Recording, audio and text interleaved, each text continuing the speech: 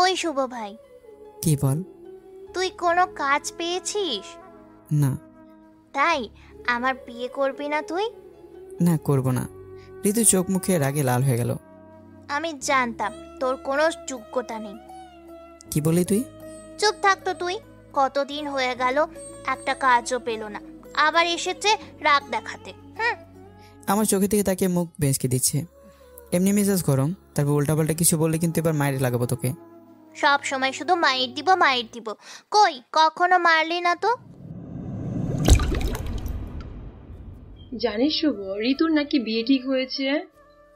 খেতে বসে মায়ের মুখ থেকে এমন একটা কথা শুনে চমকে উঠলাম। ঋতু তো এখনো ছোট, তাহলে ওর বিয়ে ঠিক হয় কিভাবে বুঝতে পারছি না। কি বলো মা, ঋতুর বিয়ে ঠিক হয়েছে মানে? হ্যাঁ, ওর বিয়ে ঠিক হয়েছে। আজ দুপুরে ছেলে পক্ষের সঙ্গে কথা প্রায় পাকাপাকি হয়ে গিয়েছে। একদিনের মধ্যে বিয়ে পাকাপাকি মানে? তাই তো হলো শুনলাম। ছেলের বাবা মা নাকি এর আগেও একবার ঋতুকে দেখে গিয়েছিল, তখনই নাকি ঋতুকে তাদের পছন্দ হয়েছে। আর ছেলের সাথে তার পুরো পরিবার এসে দেখে বিয়ে পাকাপাকি করে গিয়েছে। কাকা কাকি কি পাগল হলো নাকি এই বয়সে মেয়ে বিয়ে দিচ্ছে? ঋতু তো লম্বা চওড়াতে মাশাআল্লাহ অনেক বড় হয়েছে, আর গ্রামের তো এই বয়সে বিয়ে দেয়, তাহলে সমস্যা কোথায়? তুমি গিয়ে কাকাকে বলবে ঋতুর বিয়ে যেন না দেয়। আরে কি যে বলিস, ঋতুকে তো আংটিও পরিয়ে গিয়েছে। তোর কাকা কাকি তো অনেক খুশি এমন ছেলে ঋতুর জন্য পাওয়াতে। আমি রাতের খাবার খাচ্ছি আর মায়ের সঙ্গে এই ব্যাপারে কথা বলছিলাম। ও, ছেলে পরিবার কি অনেক ধনী নাকি? তাই তো শুনলাম। শহরে বাড়ি, তারপর আবার নাকি শহরে মার্কেটে দুটো বড় কাপড়ের দোকানও আছে। ও, ওই দোকানগুলো কি ছেলের? দোকান হলো ছেলের বাপের, ছেলের কিছু করে না। মানে বুঝলাম না, একটু বুঝে বলো। তাই সব বলছি, তুই আবার এগুলো কাউকে বলিস না কেমন, না হলে খারাপ দেখায়। আচ্ছা বলো। শুনলাম ছেলের বাপের ভালোই অনেক টাকা, সাথে আবার শুনলাম ছেলে নাকি তেমন সুবিধার না। শহরের বাজে ছেলেদের সাথে দিনরাত আড্ডা দেয়, ঠিক মতো রাতে বাসায় ফিরে না, কি ছাইপাশ মদ খায় নাকি শুনলাম। তাই তাদের ছেলেকে তারা বিয়ে দিচ্ছে, যাতে বিয়ের পর বউ পেয়ে ছেলে ভালো হয়ে যায়। তাই কাকা কাকি এগুলো জানে? হ্যাঁ জানে তো। তোর কাকি তো আরো তাদের আশ্বাস দিয়েছে ঋতু তাদের ছেলের বউ হলে ঋতুই তাদের ছেলেকে ভালোর পথে নিয়ে আসবে। এটা আবার কেমন কথা? যদি ছেলে বিয়ের পর ভালো না হয়ে আরো ঋতুর পর অত্যাচার করে? সেটাই তো কথা। কাকা কাকির কি হয়েছে বুঝলাম না। যেই ছেলের মা বাবা ছেলেকে ভালোর পথে আনতে পারেনি, আর এইটুকু মেয়ে গিয়ে ছেলেকে ভালো করে ফেলবে মনে হয় তোমার? তাদের মেয়ে, আমি কি বলবো বল? তারা যদি মেয়েকে জেনে শুনে এমন ছেলের সাথে বিয়ে দেয় তাহলে আমার কিছু বলার আছে বল? ধরো ঋতুর বিয়ে হলো, কিন্তু ছেলে বউ পেয়ে প্রথম প্রথম ভালোই চললো। কিছুদিন পর বিয়ের নেশা টেশা কেটে গেলে তো বউকে সহ্য করতে পারবে না, তখন কি হবে বলো? এই মেয়ে সারা জীবন কিভাবে ওখানে সংসার করে থাকবে বলো? সেটা তো আমিও বুঝতে পারছি যে ঋতুর জীবনে হয়তো তেমন কিছু হলে আরো কত কষ্ট নেমে আসবে। অমন ছেলে যে ঋতুর গায়ে হাত তুলবে না এর কোনো গ্যারান্টি আছে নাকি বল? এটা তো স্বাভাবিক, যারা আজেবাজে নেশা করে তাদের কাছে তো এটা স্বাভাবিক ব্যাপার। পরে কি হবে জানো? সারা জীবন ঋতু কেমন অত্যাচার সহ্য করতে হবে, না হলে কিছুদিন পর ডিভোর্স নিয়ে চলে আসতে হবে। আল্লাহ জানে মেয়েটার কপালে কি আছে। তুমি এক কাজ করবে, কাকে গিয়ে বলবে ঋতুর বিয়ে ভেঙে দিতে। আমি পারবো না। কেন পারবে না? তুই তোর কাকিকে চিনিস না, তারপর আমার সাথে উল্টাপাল্টা একটা ঝামেলা শুরু হবে। তাই বলে তোমার সামনে একটা মেয়ে এভাবে বিপদে পড়বে আর তুমি সেটা শুধু শুধু দেখবে নাকি? তোমার মেয়ে হলে তুমি পারতে? আমার মেয়ে হলে তো আমি এমন জায়গায় জেনে শুনে বিয়ে দিতাম না। উল্টো তোর কাকি তো আরো চায় এই জায়গায় আরো বিয়েটা তাড়াতাড়ি হয় যেন। সে আরো তাদের কথা দিয়েছে ঋতুর মতো লক্ষ্মী মেয়ে তাদের ছেলেকে একদম ভালো করে ফেলবে। কাকি তো আর জানে না খারাপ মানুষ কত প্রকার হয়, তাই বলছে। তুমি তাও কাকিকে বলবে কিন্তু। আমি তোর কাকিকে কিছু বলতে পারবো না। তোর কাকি আরো ভাববে তাদের মেয়ের জন্য এত বড় বাড়ি থেকে বিয়ের প্রস্তাব এসেছে বলে আমি হিংসা করে মানা করে দিতে বলছি। আর কাকি কি বললো? তোর কাকা মনে হয় তেমন রাজি না, কথাই মনে হলো একটু চিন্তার মধ্যে আছে মনে হলো। তাহলে তুমি কাকাকে বলো ঋতুর জন্য বিয়ে না দেয়। আচ্ছা, তেমন সুযোগ পেলে বলবো। সুযোগ না, তুমি আগামীকালকেই বলবে কাকাকে, ওকে? তুই দেখি সারাদিন ঋতুর পেছনে লেগেই থাকিস, বকাবকি করিস, তাহলে এখন থেকে ঋতুর জন্য এত মায়া লাগছে তোর? সেটা তুমি বুঝবে না। শত হলো আমার ছোট বোনের মতো, আর একটা মেয়ের সারা জীবনের এটা কথা। এমন ব্যাপার এড়িয়ে যাও ঠিক হলো? বলো, তুমি বলবে কিনা বলো। আচ্ছা বলবো, এখন ভাত খাওয়া শেষ কর তো। তারপর আমি খাওয়া দাওয়া শেষ করে ঘুমিয়ে পড়লাম। ঋতু হলো আমার বড় কাকার ছোট মেয়ে, মানে আমার চাচাতো বোন। সবেমাত্র এসএসসি পরীক্ষা দিয়েছে। এর মধ্যে জানতে পারলাম ঋতুর বিয়ে ঠিক হয়েছে। তাও বিয়ে ঠিক হয়েছে শহরের কোনো আড্ডা বা ছেলের সাথে, যেখানে ঠিকমতো বাসায় ফিরে না রাতে, আবার এটা ওটা নেশা করে। এমন ছেলের সাথে ঋতুর বিয়ে ঠিক হয়েছে ভাবতে অবাক লাগে। ঋতু খুব চঞ্চল ধরনের মেয়ে, সবসময় লাফালাফি, দুষ্টুমি, হাসাহাসি, দৌড়াদৌড়ি করতে পছন্দ করে। গায়ের রং উজ্জ্বল, ফর্সা, চুলগুলো কোমর থেকে অনেক নিচে, সাথে চোখ দুটো খুব সুন্দর। যে কোনো ছেলের মা বাবা তাদের ছেলের বউ করার জন্য ঋতুকে দেখেই পছন্দ করে ফেলবে, এমন চেহারা ঋতুর। আর আমি শুভ, পুরো নাম মোহাম্মদ আসলাম হোসেন শুভ। বাসার বড় ছেলে আমি। আমার ছোট এক ভাই এক বোন আছে। আমাদের বাসা ফরিদপুরের নগরকান্দা থানার সুন্দরপুর গ্রামে। আমি কলেজে পড়াশোনার পাশাপাশি গ্রামে কিছু ছোট বাচ্চাদের টিউশনি করি। এতে আমার হাত খরচের সাথে সাথে মা বাবার সংসারে সাহায্য করতে পারি। ঋতু আমার থেকে 6 বছরের ছোট। ওর সাথে আমার টম অ্যান্ড জেরির মতো ঝগড়া লেগে থাকে। ঋতুর বড় বোন বিবাহিত, নাম তাকিয়া। ঋতুর বড় ভাই না থাকায় কাকিয়া বলেছে ঋতুকে সবসময় বড় ভাইয়ের মতো দেখে শুনে রাখতে। কিন্তু ঋতু আমার কথা একদমই শোনে না। আমি যেটা বলতে বলি সে তার উল্টোটা করে। সারাদিন শুধু বান্ধবীদের বাড়ি গিয়ে গিয়ে গল্প করা, বিকেল হলে স্কুল মাঠে গিয়ে বসি, গোল্লাছুট খেলা, এটাই হলো তার কাজ। কিন্তু আমার একদম পছন্দ না এগুলো। কারণ বিকেল হলে স্কুলের অপর সাইডে মাঠে আমার বন্ধুসহ অনেক ছেলেপেলে ক্রিকেট খেলতে আসে, আর সেই সব ছেলেরা ওই মেয়েদের দিকে তাকিয়ে থাকে। ঋতু সুন্দরী হতে ঋতুর দিকে একটু বেশি তাকিয়ে থাকে। কয়েকজন তো ঋতুর পিছনে ঘুরতে শুরু করেছে প্রেম করার জন্য। এগুলো দেখে আমার খুব রাগ ওঠে। বন্ধু হওয়ার কারণে কিছু বলতে পারে না, সেই জন্য সবসময় ঋতুকে বলি বাসার মধ্যে থাকতে, স্কুল মাঠে যেন না যায়। আমার ইচ্ছে ঋতু বাসার মধ্যে থাকবে, বান্ধবীর সাথে বাসার মধ্যে গল্প করবে আর মন দিয়ে পড়ালেখা করবে। কিন্তু আমার একটা কথাও ঋতু শোনে না, উল্টো ঝগড়া করে সবসময়। সেজন্য আমিও যেখানে ঋতুকে দেখি লাঠি নিয়ে এক দৌড় দিয়ে বাসা দিয়ে আসি। আমার উপর খুব রাগ হয় এই জন্য ঋতু যতই দুষ্ট হোক, তাই বলে একটা নেশাখোরের সাথে ঋতুর বিয়ে ঠিক হয়েছে শুনে খুব রাগ হচ্ছে। যতই ছেলের বাপের টাকা থাকুক, ছেলে যতই স্মার্ট হোক, নেশাখোর তো নেশাখোরই হয়। পরে যদি তোর জীবনে আরও কষ্ট নেমে আসে, এভাবে খুব চিন্তা হচ্ছে আমার। সকালে ঘুম থেকে উঠে নাস্তা করে কলেজে যাওয়ার আগেই মাকে বলে গেলাম কাকিকে বলে যেন ঋতুর বিয়ে ভেঙে দেয়। মা বলল সে কাকা কাকি দুজনকেই বলবে। কলেজ থেকে বাসায় আসার পর মা বলল কাকা বিয়েতে রাজি না, কিন্তু কাকি তাদের কথা দিয়েছে, তাই বিয়ে ভাঙা তেমন সহজ না এখন। মানে কাকির ইচ্ছা ওখানে বিয়ে দেবে। টিউশনে করে বিকালে যখন স্কুল মাঠে গেলাম, দেখি ঋতু মাথার চুলগুলো ছেড়ে দিয়ে দৌড়াদৌড়ি করে গোলাছুট খেলছে। ঋতু দৌড় দিচ্ছে আর চুলগুলো আকাশে ভাসছে, আর পাশের মাঠ থেকে ছেলেগুলো ঋতুর দিকে তাকিয়ে আছে। আমার তো দেখে রাগ উঠে গেল। আমি সরাসরি গিয়ে ঋতুর হাত ধরলাম যেন দৌড় না দিতে পারে। এই ঋতু, তোকে না মাঠে আসতে মানা করেছি? আমি আসলে তোর কি? আমি এসেছি, আবার 100 বার আসবো। মুখে মুখে তর্ক করিস দেখছি, খুব সাহস হয়ে গেছে দেখছি তোর। তুই এমন কেন রে বলতো? সব সময় শুধু আমার পিছনে লেগে থাকা। খেলতে গেলেও খেলতে দিস না, ঘুরতে গেলেও ঘুরতে দিস না, সব সময় লাঠি দিয়ে দাবড় দিস। আমি যেটা করি সেটা তোর ভালোর জন্যই করি। এখন তুই বড় হয়েছিস, তো এগুলো করা উচিত না। তোর উচিত বাসায় থাকা আর পড়াশোনায় মন দেওয়া। তোর কথায় আমার চলতে হবে বুঝি? ওই ঋতু, মার খেতে ইচ্ছে হয়েছে বুঝি? তুই আমায় আপনি আপনি করে না বলে তুই তুই করে বলছিস, আবার আমায় সম্মানও দিছিস না। আচ্ছা, কাকির কাছে আমি সব বলছি তোর বেয়াদবির কথা। মায়ের কাছে বললে কি হবে শুনি? তোকে পিটানি দেবে বুঝলি। কাকি না বলেছে আমার বড় ভাইয়ের মতো সম্মান দিতে, সবসময় আপনি আপনি করে কথা বলতে। আইছে আমার বড় ভাই, বড় ভাই হলে সব সময় আমায় আদর করতি, কিন্তু তুই কি করিস? সব সময় আমায় শুধু শাসন করিস। এটা আমি একদম পছন্দ করি না। তোর পছন্দ দেখে আমি কি করব? আমি যেটা বলবো তাই করবি তুই। হি হি, মানবো না। মানতে তো তোকে হবে। আর শোন, আমি এখন যেটা বলবো তাই করবি। কি করব? তোর যে বিয়ে ঠিক হয়েছে সে বিয়ে ভেঙে দিবি তুই। কিছুক্ষণ ঋতু অবাক চোখে আমার দিকে তাকিয়ে রইল। কেন বিয়ে ভাঙবো? আমি বিয়ে ভাঙবো না, আমি আরো বিয়ে করব। তুই কি জানিস না ওই ছেলে বেশি ভালো না? ঘোড়ার ডিম ভালো না তোকে বলছে? অনেক ভালো ছেলেটা, আমার দিকে তাকিয়ে হাসি দিয়েছে, আমিও লজ্জা পাইছি। ওই তুই পাগল হলি নাকি? হাসি দিলেই সে কি ভালো হয়ে গেল নাকি? তুই আমায় পাগল বললি? তোর সাথে আমার আর কথা নেই। আচ্ছা তুই পাগল না, অনেক বুদ্ধিমতী একটা মেয়ে। এখন তুই বলতো, তুই বিয়ে করবি না? সেটা বলা আর সম্ভব না রে ভাই। তুই কেন বুঝতেছিস না? আমি তোর ভালোর জন্য এমন বলছি। আচ্ছা কেন সম্ভব না বল। আমি কারোর সাথে বেইমানি করতে পারবো না। মানে? ওই যে আন্টি আসছিল, সে আমায় বলেছিল তার ছেলেকে আমার পছন্দ হয়েছে কিনা। তারপর কি বলছিস? আমি বলছি পছন্দ হয়েছে। তারপর জানিস ভাই, উনি আমার হাতে একটা 1000 টাকা নোট দিয়েছে।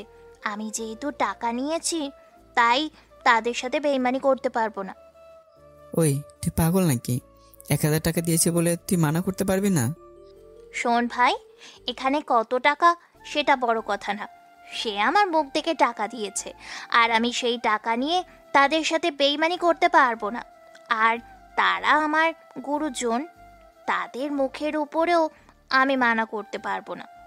তুই এসএসসি পাশ করলি কিভাবে? কেন? পরীক্ষা দিয়ে। কিভাবে তুই পাশ হলি বুঝতে পারছি না। এই গোবর ভরা মাথা নিয়ে নিজের ভালো না চিন্তা করেও তাদের চিন্তা করছিস। দেখ ভাই, সবাই একটু আমায় পাগলি বলে, তাই বলে তোর সাহস হলো কিভাবে আমার পড়াশোনা নিয়ে কথা বলার? আচ্ছা আর বলবো না, এখন বল, যেভাবে হোক বিয়ে ভেঙে দিবি? সত্যি বলতে আমি টাকা ফেরত দিতে পারবো না। আমি মেকআপের বক্স কিনবো। আচ্ছা আমি তোকে টাকা দিচ্ছি, তাহলে তো পারবি মানা করতে? তোর থেকে আমি কেন টাকা নিতে যাব? মনে করবি আমি তোকে বিয়ের জন্য দেখতে আসছি, আর তোর মুখ দেখে খুশি হয়ে টাকা দিলাম। তুই টাকা পাবি কোথায়? কেন, টিউশনি করে টাকা পাই, সে টাকা থেকে জমা করে রাখছি 1200 টাকা। তাহলে আর দেরি করিস না, তাড়াতাড়ি নিয়ে আস। আর হ্যাঁ, পুরোটাই নিয়ে আসিস। আমি মনে মনে চিন্তা করি, পাগলিটাকে একটু হলেও বিয়ে ভাঙাতে রাজি করতে পারছি, আর টাকাগুলো এখন জলেও গেল। ওর যে ভালো হবে এটাই ভেবে খুশি লাগতেছে। এমনিতেই যে তেরা মেয়ে, আমার কথা একদমই শোনে না। হাজারাত শুনলো, হয়তো আমার ভাগ্য ভালো। বাসায় এসে বিছানার নিচ থেকে 1200 টাকা নিয়ে আবার স্কুলে মাঠে গেলাম।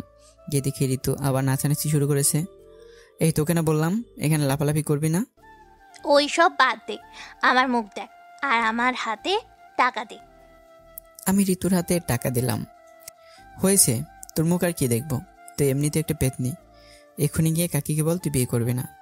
ভালোই হলো রে ভাই, সামনে পহেলা বৈশাখ, মেকআপ বক্সের সাথে সাথে একটা শাড়িও কিনে নেওয়া যাবে তোর টাকা দিয়ে। আর তোর বিয়ে ভাঙার ব্যাপারটা? আমি কি পাগল নাকি? নিজের বিয়ে নিজে ভেঙে দিব? বিয়ে তো আমি করবই। এই বলে দিল এক দৌড়। কি পাগলি মেয়েটা, আমার 1200 টাকা একেবারে খেয়ে নিল। এমন দৌড় দিয়েছে আর দৌড়তে পারলাম না। মনে মনে একটাই চিন্তা, ঋতুর বিয়ে কীভাবে আটকানো যায়। রাতে খাওয়া দাওয়া করার সময় মা শুধু আমার দিকে তাকিয়ে হাসি দিচ্ছে। তুমি হাসছো কেন মা? তুই ঋতুকে কি বলছিস? ও, বলছি বিয়ে যেন না করে। মা কাপড়ের আঁচলে গিট খুলে আমার হাতে মোচড়ানো করা টাকা দিল। তুই নাকি এই টাকা দিয়ে বলছিস তুই ঋতুকে বিয়ে করবি, আর এই টাকা নিয়ে নতুন বইয়ের মুখ দেখলি? একদম আমি বলিনি এগুলো। দেখছো কত বড় মিথ্যুক মেয়ে। আমার শুধু বলে টাকা দিয়েছে, তাই তাদের সাথে বেইমানি করবে না। ওর কথাই মনে হলো ওর মেকআপ বক্স কেনার খুব শখ, তাই আমি ইচ্ছে করে এই টাকা দিয়েছি যেন বিয়ে ভেঙে ফেলে আর মেকআপ বক্সও কিনে নেয়। তা বলে পাজি মেয়ে এসে তোমার কাছে এইগুলো বলবে? ঋতু এসে তো হেসে গলে পড়ে যায়, আমার হাতে টাকা দিয়ে বলল, ছোট মা, তোমার ছেলে শুভ আমার বিয়ে করার জন্য পাগল হয়ে গিয়েছে। এই দেখো, তোমার ছেলে এতগুলা টাকা আমার হাতে দিয়ে বলল আমি আমার নতুন বউয়ের মুখ দেখলাম আমার উপার্জনের টাকায়। দেখছো কত বড় পাজি মেয়ে। তারপর টাকাগুলো তোকে দিয়ে দিতে বলল। যার ভালো যেন আমি টেনশনে আছি, আর সেই আমার নামে মিথ্যা ভয়। পাজি মেয়ে। ভালোই তো বলেছে, তুই যদি কোনো কাজকর্ম করতি তাহলে ঋতুকে তোর সাথে এনে দিতাম। তুমি যে কি বলো, ওই পাগলির জন্য এখন পড়াশোনা বাদ দিয়ে কাজে যাব নাকি? তা তো বলি নাই, যদি কাজকর্ম করতি তাহলে এনে দিতাম আর কি। ওই পাগলি মেয়ে আমার পক্ষে কন্ট্রোল করা সম্ভব না, এমনিতেই ভালো আছি। মা শুধু আমার কথা শুনে হাসলো। আমি খাওয়া দাওয়া শেষ করে নিজের বিছানায় গিয়ে শুয়ে পড়লাম। মা তো ঠিকই বলেছে, আর যদি কোনো কাজকর্ম করতাম তাহলে তো ঋতুকে আমি বিয়ে করে নিতাম, কোনো বাজে ছেলের বউ হতে হতো না। তারপর পরবর্তী কয়েকদিন কাকাকে বোঝালাম, ঋতু তাকে আপুকে ফোন করে বোঝালাম, কিন্তু কাকিকে বলার সাহস পেলাম না, কারণ বড় কাকি অনেক রাগী। আমি সবার সামনে কথা বলতে পারলেও কাকির সামনে কথা বলতে ভয় পাই। অবশ্য মাকে দিয়ে একবার কাকিকে বলেওছিলাম, তার 15 থেকে 16 দিন পর একদিন কলেজ থেকে বাড়ি আসার পর মা ডাক দিল। তুই তো কত চেষ্টা করছিলি ঋতুর বিয়ের আটকানোর, কিন্তু পারলি না। মানে? ওই ছেলের পক্ষ আজ এসেছে সবাই, আজই ঋতুকে বউ বানিয়ে নিয়ে যাবে। কাকা কাকি কি বলেছে? ভাই ভাবি তো আজ বিয়ে দিতে রাজি ছিল না। ছেলের পরিবার যেভাবে বুঝিয়েছে, পরে তারা রাজি হয়ে গিয়েছে, বিয়ের আয়োজনও শুরু করে দিয়েছে, রাতে আমাদের সবাইকে দাওয়াত দিয়েছে। এই কথা শুনে কেমন যেন বুক ফেটে যাচ্ছে। সেই ছোট্টবেলা থেকে ঋতুর সাথে কত দুষ্টুমি শয়তানি করছি, কত রাগেছি, আর আজ সে চলে যাবে কত দূরে। হয়তো তখন থেকে পর হয়ে যাবে সে, দেখতেও পারবো না ঋতু সে মিষ্টি আসি। ভাবতে আমার কষ্ট হচ্ছে, এত বোঝানোর পরও বিয়ে দেবে। তাদের মেয়ে, তারা বিয়ে দিবে, আমাদের আর কিছুর করার আছে বল? হ্যাঁ আছে। মানে? আমি এই বিয়ে হতেই দেব না। মানে কি? কিভাবে? দেখো তাহলে কিভাবে বিয়ে আটকাতে হয়। এই খবরদার বলছি, তুই কিন্তু কোনো ঝামেলা করবি না। ঝামেলা হোক বা না হোক, বিয়ে তো হবেই না বলে কলেজের ব্যাগ রেখে ঋতুদের বাসার উদ্দেশ্যে রওনা হলাম। মা পিছনে পিছনে আসছে ও আমায় দাঁড়াতে বলছে। আমি কোনো কথা না শুনে ঋতুদের বাসায় উদ্দেশ্যে জোরে জোরে হাঁটতে লাগলাম। আমাদের বাড়ি থেকে ঋতুদের বাড়ি হাঁটা পড়ে 8 থেকে 10 মিনিট। দ্রুত হাঁটার কারণে 5 মিনিটের মধ্যে পৌঁছে গেলাম। গিয়ে দেখি কাকি সহ আরও কয়েকজন রান্নাঘরে রান্নাবান্নার কাজ শুরু করেছে। বাড়িতে অনেক লোকজনের ভিড়। কাকা একটা চেয়ার নিয়ে বাড়ির উঠোনের সাইডে একা বসে আছে। আমি সরাসরি কাকার কাছে গেলাম। কাকা, ঋতুর বিয়ে তাহলে দিয়ে দিচ্ছেন? কি আর করবো রে বাপ, তোর কাকি তো বলল না, আর তারা যেইভাবে হাত ধরে বলতে লাগলো আর মানা করতে পারলাম না। তারা তো হাতে পায়ে ধরবে স্বাভাবিক, কারণ ঋতুর মতো মেয়ের যোগ্য না কেউ ছেলে বলুন, সেই জন্য এত তাড়াতাড়ি বিয়ে করে নিতে যাচ্ছে। সেটা তো আমিও বুঝতে পারছি, তোর কাকি তো বুঝলো না। তাহলে কাকা আপনি মানা করে দেন তাদের। আমি আর এখন কি করব বল, সব আয়োজন তো হয়ে গিয়েছে, তারা কাজীও আনতে গিয়েছে, রাতে বিয়ে পড়ানো হবে, ছেলের বাড়ির মেহমান সব চলে এসেছে। তুই যদি কিছু করতে পারিস তাহলে কর, তোর কাকির সাথে আমি আর ঝামেলা করতে চাই না। অনেক বুঝিয়েছি তোর কাকিকে, সে যদি না বুঝে তাহলে কি আর করব। আমি কাকার সাথে কথা শেষ করে সরাসরি ঋতুদের ঘরের মধ্যে চলে গেলাম। গিয়ে দেখে ছেলে বাড়ি সবাই খাওয়া দাওয়া করছে। ঋতুর রুমে গিয়ে দেখি ঋতু নেই। আবার আমি বাইরে চলে এলাম। আমার মাকে দেখলাম কাকার সাথে কথা বলছে। আবার কাকার কাছে গিয়ে জিজ্ঞেস করলাম ঋতু কোথায়। কাকা বলল ঋতু আর বান্ধবীরা পুকুরে গিয়েছে গোসল করতে। আমি সরাসরি পুকুরের দিকে রওনা দিলাম। গিয়ে দেখি ঋতু সহ সব বান্ধবীরা গোসল শেষ করে দাঁড়িয়ে মিটিং করছে। আমায় দেখেই ওর সব বান্ধবীরা একসাথে ডাকতে লাগলো, শুভ ভাই এদিকে আসেন। এই দিকে আসেন বলে। আমি কাছে গিয়ে বললাম কি হয়েছে। তারা বলল, ঋতু আপনাকে কিছু বলতে চায়। ঋতু দিকে তাকে দেখি কেমন যেন চিন্তিত লাগছে ঋতুকে। কি হয়েছে ঋতু? ভাই, তুই জানিস আজ আমার বিয়ে। জানি তো, খুব আনন্দ লাগতেছে তাই না? তুই রাগিস কেন ভাই? রাখবো না তাহলে কি করব? তোর ভালো জন্য বলছিলাম বিয়ে না করতে, আর তুই তো বুঝলি না। আজ এখন কি আনন্দের সাথে বিয়ে কর। তুই কিন্তু এইভাবে বলতে পারিস না, আমার খুব কান্না আসছে। নেকামো করবি না তো, এমনিতে মেজাজ গরম, তারপর তোর নেকামি একদম অসহ্য লাগছে। আমি ন্যাকামো করছি না, সত্যি। তাহলে কান্না কি এমনিতে আসছে? ভাই, আমি বিয়ে করব না। তুই যেইভাবে পারিস বিয়েটা আটকে দে। মানে কি? আমি ওই ছেলেকে বিয়ে করব না। কিভাবে যেন ছেলেটা আমার দিকে তাকিয়ে থাকে, আমার তো দেখলেই ভয় হয় খুব। তাহলে সেদিন যে বললি ছেলেকে তোর পছন্দ হয়েছে। আমি তো সেই দিন ভালো করে তাকাই নাই। ওনারা জানতে চাইছে পছন্দ হয়েছে নাকি, তাই মুখের ওপর তো আর মানা করা যায় না, তাই বলছি পছন্দ হয়েছে। যখন তুই বলেছিস পছন্দ হয়েছে, এখন তোর ব্যাপার, তুই কি করবি, এর মধ্যে আমি নাই। ভাই, আমার ভাই, এমন করে বলিস না। কিছু একটা করে আমাকে এই বিপদের মধ্যে থেকে বাঁচা। এমনিতে তো আমি চাই ঋতুর বিয়ে ভেঙে যাক। এখন থেকে ঋতু সেটাই চায়, তাহলে তো আমার জন্য একটা সুবিধা হলো। মনে মনে একটু সাহসে পেলাম। ঋতুর বিয়েতে মত নাই শুনে খুব খুশি লাগতেছে। আচ্ছা তুই যখন বলছিস তাহলে চেষ্টা করে দেখতে পারি আর কি, কিন্তু শর্ত আছে একটা। কি শর্ত বল, আমি রাজি। ভেবে বলছিস তো? আমি যা বলবো সব কিন্তু মানতে হবে। তুই শুধু ওই ছেলের সাথে বিয়ে আটকা, আমি তোর সব কথা মানবো। আমি যা যা বলবো সব কথাই সবার সামনে হুম হুম বলবি। মানে কি? এখন কি বলবি? তুই ছোট মানুষ, ছোট মানুষের মতোই থাক। সব কথায় হ্যাঁ বলবি কিনা বল, নাহলে কিন্তু আমি পারবো না বিয়ে আটকাতে। রাগিস কেন ভাই? আমি রাজি রাজি রাজি, শুধু আমার বিপদ থেকে বাঁচা। আচ্ছা চল তাহলে বাসার মধ্যে। তারপর আমি, ঋতু আর ওর বান্ধবীরা সবাই পুকুর পাড়ে চলে এলাম। এসে দেখি খাওয়া দাওয়া শেষ করে বসে আছে ছেলে পক্ষে সবাই। একটা সুযোগ খুঁজছি কীভাবে কথাটা উঠাবো। আমি, কাকা ও মা বসে আছি উঠোনে চেয়ার নিয়ে। এমন সময় ঋতুর মা মানে কাকি আসলো। কি শুভ, এসেছিস? আজ তো ঋতুর বিয়ে, শুনেছিস নাকি? শুনলাম তো কাকি, কিন্তু এইভাবে হঠাৎ করে বিয়ে দেওয়া কি ঠিক হচ্ছে নাকি? আমিও তো সেটাই ভাবছি, হঠাৎ করে বিয়ে দেওয়া কি ঠিক হচ্ছে নাকি? বড় মেয়েটাও আসতে পারলো না, এইভাবে মেয়ের বিয়ে দিলে আত্মীয় স্বজনরা পরে কি যে বলবে, সেটাই এখন চিন্তার বিষয়। তাহলে দিচ্ছেন কেন? আরে বলিস না, ছেলের মা তো পাগল হয়ে গিয়েছে, আজই মেয়ে নিয়ে যাবে বউ করে। আমি তো মানা করছি, তারা বোঝার কোনো নামই নেই। মেয়ে আপনার, তাহলে তাদের কথাই চলতে হবে কেন? এমন ভালো সম্বন্ধ কি আর আসবে নাকি পরে বল? সেজন্য জোরও খাটাতে পারছি না। আমি তো শুনলাম ছেলে তেমন ভালো না, বেশিরভাগই রাতে বাড়ি ফিরে না, আজেবাজে জিনিস খায়। সেজন্য তো ছেলেকে বিয়ে দিচ্ছে তারা। আমার বিশ্বাস ঋতু গিয়ে ছেলেকে ভালো করে ফেলবে। আর যদি তার উল্টো হয়, ধরুন ছেলে আরও ঋতুর উপর অত্যাচার শুরু করলো, তখন কি হবে? একবারও কি ভেবে দেখেছেন? এতে ঋতু সারা জীবন কান্না করতে হবে। কাকি গভীর চিন্তার মতো পড়ে গেল। মাও কাকি গিয়ে বোঝাতে লাগলো। দেখো ঋতুর মা, তোমাদের আগেও বলছি, এখনো বলি, কি দরকার আছে বলো এই ছোট্ট মেয়েটাকে এমন বিপদের মধ্যে ফেলে দিতে? তুমি যেমন ভাবছো তার যদি উল্টোটা হয়, তখন কি পারবে এই মেয়ের জীবন সুখে এনে দিতে? ঠিকই তো ভাবি, ঋতু তো এখন অনেক ছোট, কি দরকার আছে এত তাড়াতাড়ি বিয়ে দেওয়ার? আরো কয়েক বছর গেলেও তো সমস্যা নেই। কাকি কিছুক্ষণ চুপ করে ভাবলো। এখন আমি কি করব বলো? এই ছেলের পরিবার যে এইভাবে বিয়ের পিছনে লেগেছে, মানাও করতে পারছি না। আমারও তাদের এমন বাড়াবাড়ি ভাবসাব ভালো লাগছে না। কি আবার করবে? তাদের সরাসরি গিয়ে বলো মেয়ের বিয়ে আজ আমরা দিব না, ছোট বোনের বিয়ে আর বড় বোনের আসার সময় তারা দিবে না। এমন মানুষের সাথে আমাদের আত্মীয় করতে হবে না।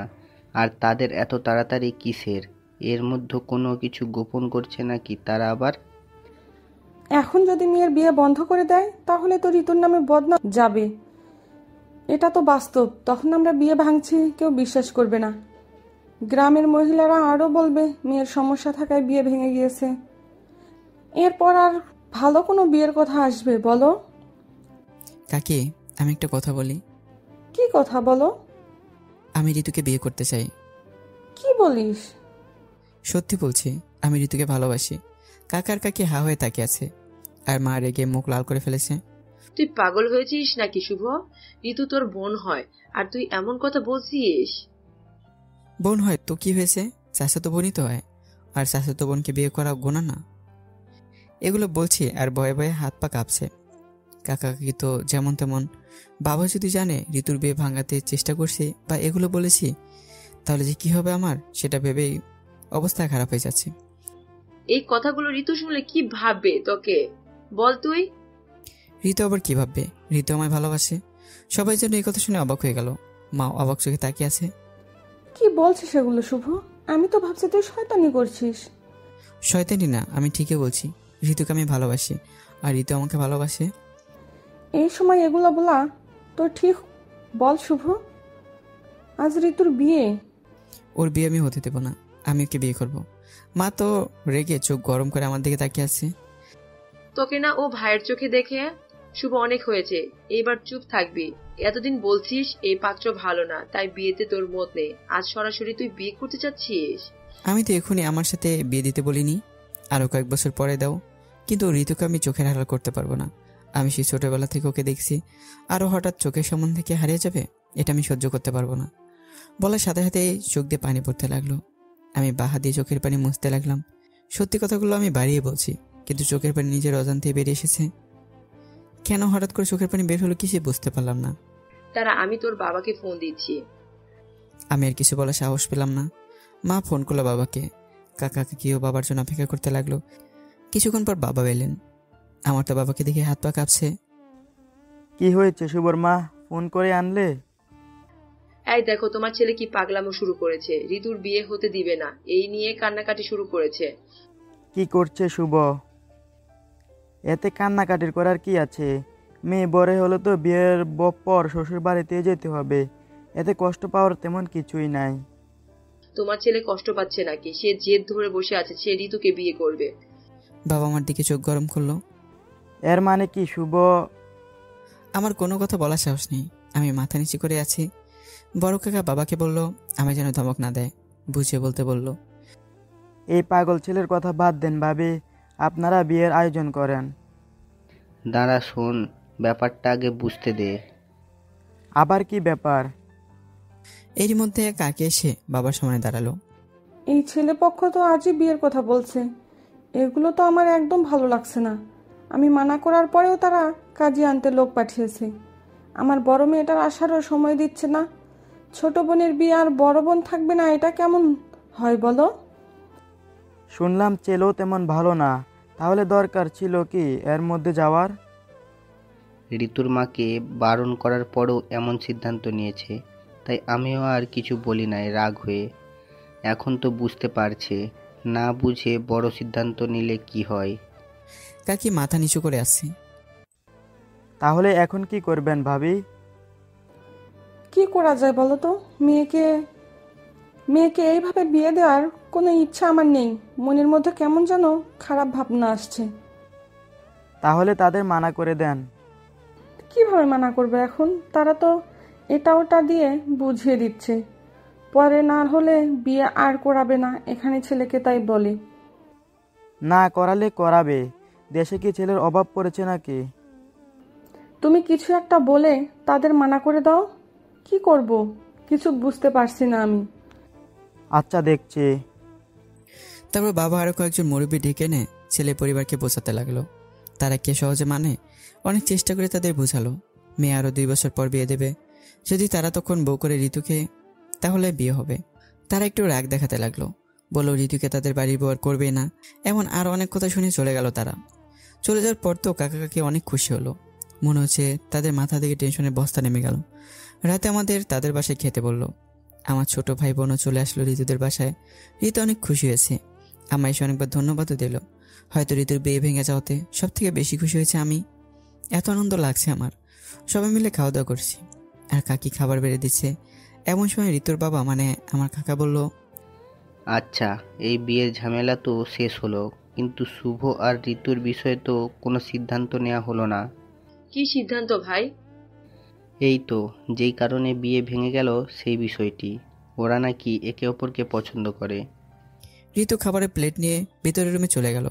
এই কথা শুনে সব ঝামেলা তো শেষই হয়ে গেছে, তাহলে আবার এই কথা কাকা যে কেন তুললো বুঝতে পারছি না। তাহলে কাকা কি চায়, নাকি ঋতুকে আমার সাথে বিয়ে দিতে?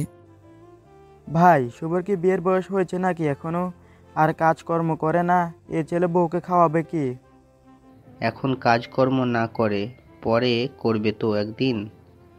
এই যুগে কাজকর্ম পাওয়া যত কষ্ট, আর শুভ যতদিন ভালো কাজ পাবে ততদিনে ঋতুর ভালো একটা জায়গায় হয়তো বিয়েও হয়ে যাবে। আরে চুপ থাক, ঋতুর অন্য জায়গায় বিয়ে হলে বুঝি ওরা সারা জীবন সুখে থাকবে নাকি? বাবা চুপ করে আছে, আমি চুপ করে আছি। কাকা ঋতুকে ডাক দিল আসতে। কিছুক্ষণ পর ঋতু এসে তার বাবা মানে কাকার পাশে বসলো। কাকা ঋতুর দিকে তাকিয়ে বলল, আচ্ছা ঋতুমা, শুভ যেগুলো বলেছে সেগুলো কি সব সত্য? আমার তো কপাল ঘামতে শুরু করেছে। এখন যদি ঋতু ভুলেও বলে সব মিথ্যা, তাহলে বাবা জামাই কি করবে আল্লাহ জানে। ঋতু চুপ করে আছে, কোনো উত্তর না দিয়ে। কি মা বলো, শুভ যেগুলো বলেছে সেগুলো কি সব সত্য? ঋতু এখনো চুপ করে আছে। আমার তো টেনশনে অবস্থা খারাপ। ওই ঋতু, তোর বাবা যেটা জিজ্ঞেস করছে সেটার উত্তর দিতে কতক্ষণ লাগে? শুভ ভাই সব ঠিক বলছে। কি ঠিক বলছে? তোমাদের কাছে যেগুলো বলছে। যে তুই ওকে ভালোবাসিস? বাসি। তাহলে তো ঝামেলাই রইল না, সামনে ভালো দিন দেখে ওদের বিয়ে দিয়ে দেওয়া হবে। ঋতু উঠে অন্য রুমে চলে গেল। আমার খুব লজ্জা লাগছে, আবার বিয়ের কথা শুনে আনন্দও লাগছে। এইটুকু ছেলের বিয়ে দেওয়া যায় নাকি? তাও আবার কাজকর্ম করে না। কি শুভ, পারবি না বৌমাকে খাওয়াতে নিজের আয়ের টাকায়?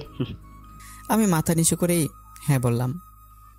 শুধু হুম বললে হয় নাকি? হুম বলা আর কর্ম করার অনেক তফাৎ। কি শুভ, বল তুই পারবি? হ্যাঁ আমি পারবো, পড়াশোনার পাশাপাশি জব করব। লজ্জা শরম রেখে বলে দিলাম। জব তো পাওয়া মুখের কথা, বললেই পেয়ে গেল। কত বছর লাগবে তার ঠিক নেই। আর ততদিন মেয়ে বিয়ে না দিলে ঘরে রেখে দেওয়া যায় নাকি ভাই? এই হলো দোষ, কোনো ছেলেকে নিজে সহজে কোনো বাবা বিয়ে দিতে চায় না। তাদের কাছে ছেলে সবসময় শুধু ছোটই, নাহলে এক কথায় বলবে বউকে খাওয়াবে কি। একটা বউ আর কত খায় বুঝি না। কত বছর লাগবে আবার? শুভ তো বললো পড়াশোনার পাশাপাশি কিছু একটা করবে। এমন যদি শুভ কিছু একটা জব করে তাহলে 7 দিনের মধ্যে ওদের বিয়ে দিব। তাহলে কিন্তু কোথায়? আমার বিশ্বাস আছে শুভ বুদ্ধি করে ঠিক কিছু একটা করবে। আপনার কথাই আমি রাখলাম, কিন্তু শর্ত 7 দিন সময় দিলাম। আগামী শুক্রবার দিন পর্যন্ত শুভ যদি ভালো ব্যবসা বা জব করে, যদি আমাদের মনে হয় সংসার চালাতে পারবে, তাহলে পরে 7 দিনের মধ্যে ওদের বিয়ে দিব আমি নিজের দায়িত্বে। আর না পারলে এইসব ভূত মাথা থেকে নামিয়ে পড়াশোনা মন দিতে হবে ওকে। আর কখনো ঋতুর বিয়ে আটকাতে চেষ্টা যেন না করে, বলে দিলাম। কাকা আমার দিকে তাকিয়ে বলল, কি শুভ, পারবি তো কিছু একটা করে দেখিয়ে দিতে? আমি মাথা নিচু করে বললাম হ্যাঁ পারবো। একটা জিনিস মাথায় আসছে না, কাকা অনেক আগ্রহ দেখাচ্ছে আমাকে নিয়ে। আমি যতটুকু আগ্রহ তার সে কাকা আগ্রহ বেশি ঋতুর সাথে যেন আমার বিয়েটা হয়। কাকাদের বাসা থেকে রাতে খাওয়া দাওয়া করে সবাই আমাদের বাড়ি চলে আসলাম। পরের দিন সকালে ঘুম থেকে ওঠার পর মা রান্নাঘর থেকে ডাক দিলেন। আমি যাওয়ার পর রান্নাঘরে আমায় রুটি ভাজি আর নাস্তা দিল। বেশিরভাগ আমার নাস্তা ঘরেই দেন মা, আজ রান্না করে দেওয়ার কারণ বুঝতে পারলাম না। মা কিছু বলবে? তাই কি ভাবলি, কি করবি? কোন বিষয়ে? ওই তো গতকাল তোর বাবা বলল কিছু একটা কর্ম করতে, তাহলে ঋতুকে তোর সাথে এনে দিবে। আমি তখন পড়াশোনা করি, আমি আর এখন কি কর্ম করব বলো? এই গ্রামে সেই কৃষিকাজ ছাড়া আর কোনো কাজ আছে বলো তুমি? তাও কয়েক মাস পর পর কাজ হয়। তাহলে এখন কি হবে? কি আর হবে, কাকিকে বলে দেবো অন্য কোথাও ঋতুর বিয়ে দিতে, ভালো প্রস্তাবের বিয়ের। সাথে সাথে মায়ের মন খারাপ হয়ে গেল। কি হলো, মন খারাপ করলে যে? আমি তো আরো গতকাল ভেবে নিয়েছি তোর সাথে ঋতুকে আনবো। আমার খুব ভালো লাগে ঋতুকে, আর ঋতুকে বাড়ির বউ বউ ভাবতে শুরু করেছি। আর এখন দেখি তোর কোনো ইচ্ছেই নেই বিয়ের ব্যাপারে। কিছু করার নেই মা, আমার অনেক বন্ধু এখন বেকার করে বেড়াচ্ছে, আর আমি হঠাৎ কি করব বলো? আর বাবা তো যেমন মানুষ, সে যেটা বলেছে সেটাই করতে হবে। একটাবার চেষ্টা তো করে দেখতে পারতি কিছু একটা করার। আচ্ছা মা, চেষ্টা করব।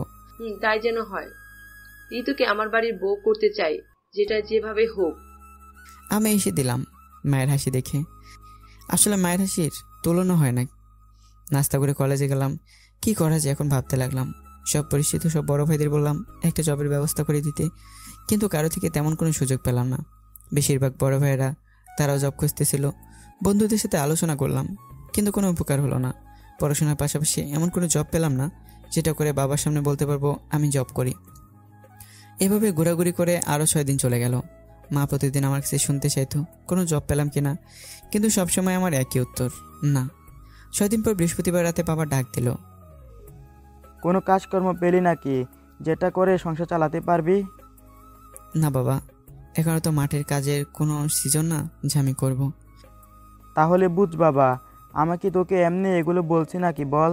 আজ যদি আমরা না থাকি তাহলে বউকে নিয়ে চলবে কিভাবে বল? তাই আগে মন দিয়ে পড়াশোনা কর, ভালো একটা জব কর, তারপর সুন্দর দেখে মেয়ে বিয়ে করে নিস। ঋতুর বিয়ে হয়ে গেলে কি আর মেয়ে নেই বল যে মন খারাপ করতে হবে? আমি মন খারাপ করে দাঁড়িয়ে আছি আর মনে মনে ভাবছি, মা যে বলল ঋতুকে বউ করে আনতে, আর বাবা তো এখন উল্টো বলছে। এখন কাকে আমি খুশি করব, মা নাকি বাবাকে? মন খারাপ করলি কেন শুভ? এমনি বাবা। বুঝতে পারছি।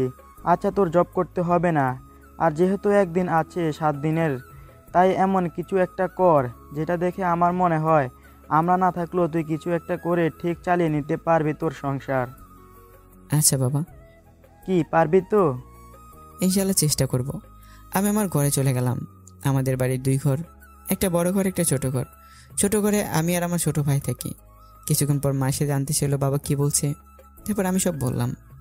তাহলে এখন কি করবি? তোমার কাছে কিছু টাকা হবে, যদি দাও তাহলে দেখি কিছু একটা করা যায় কিনা।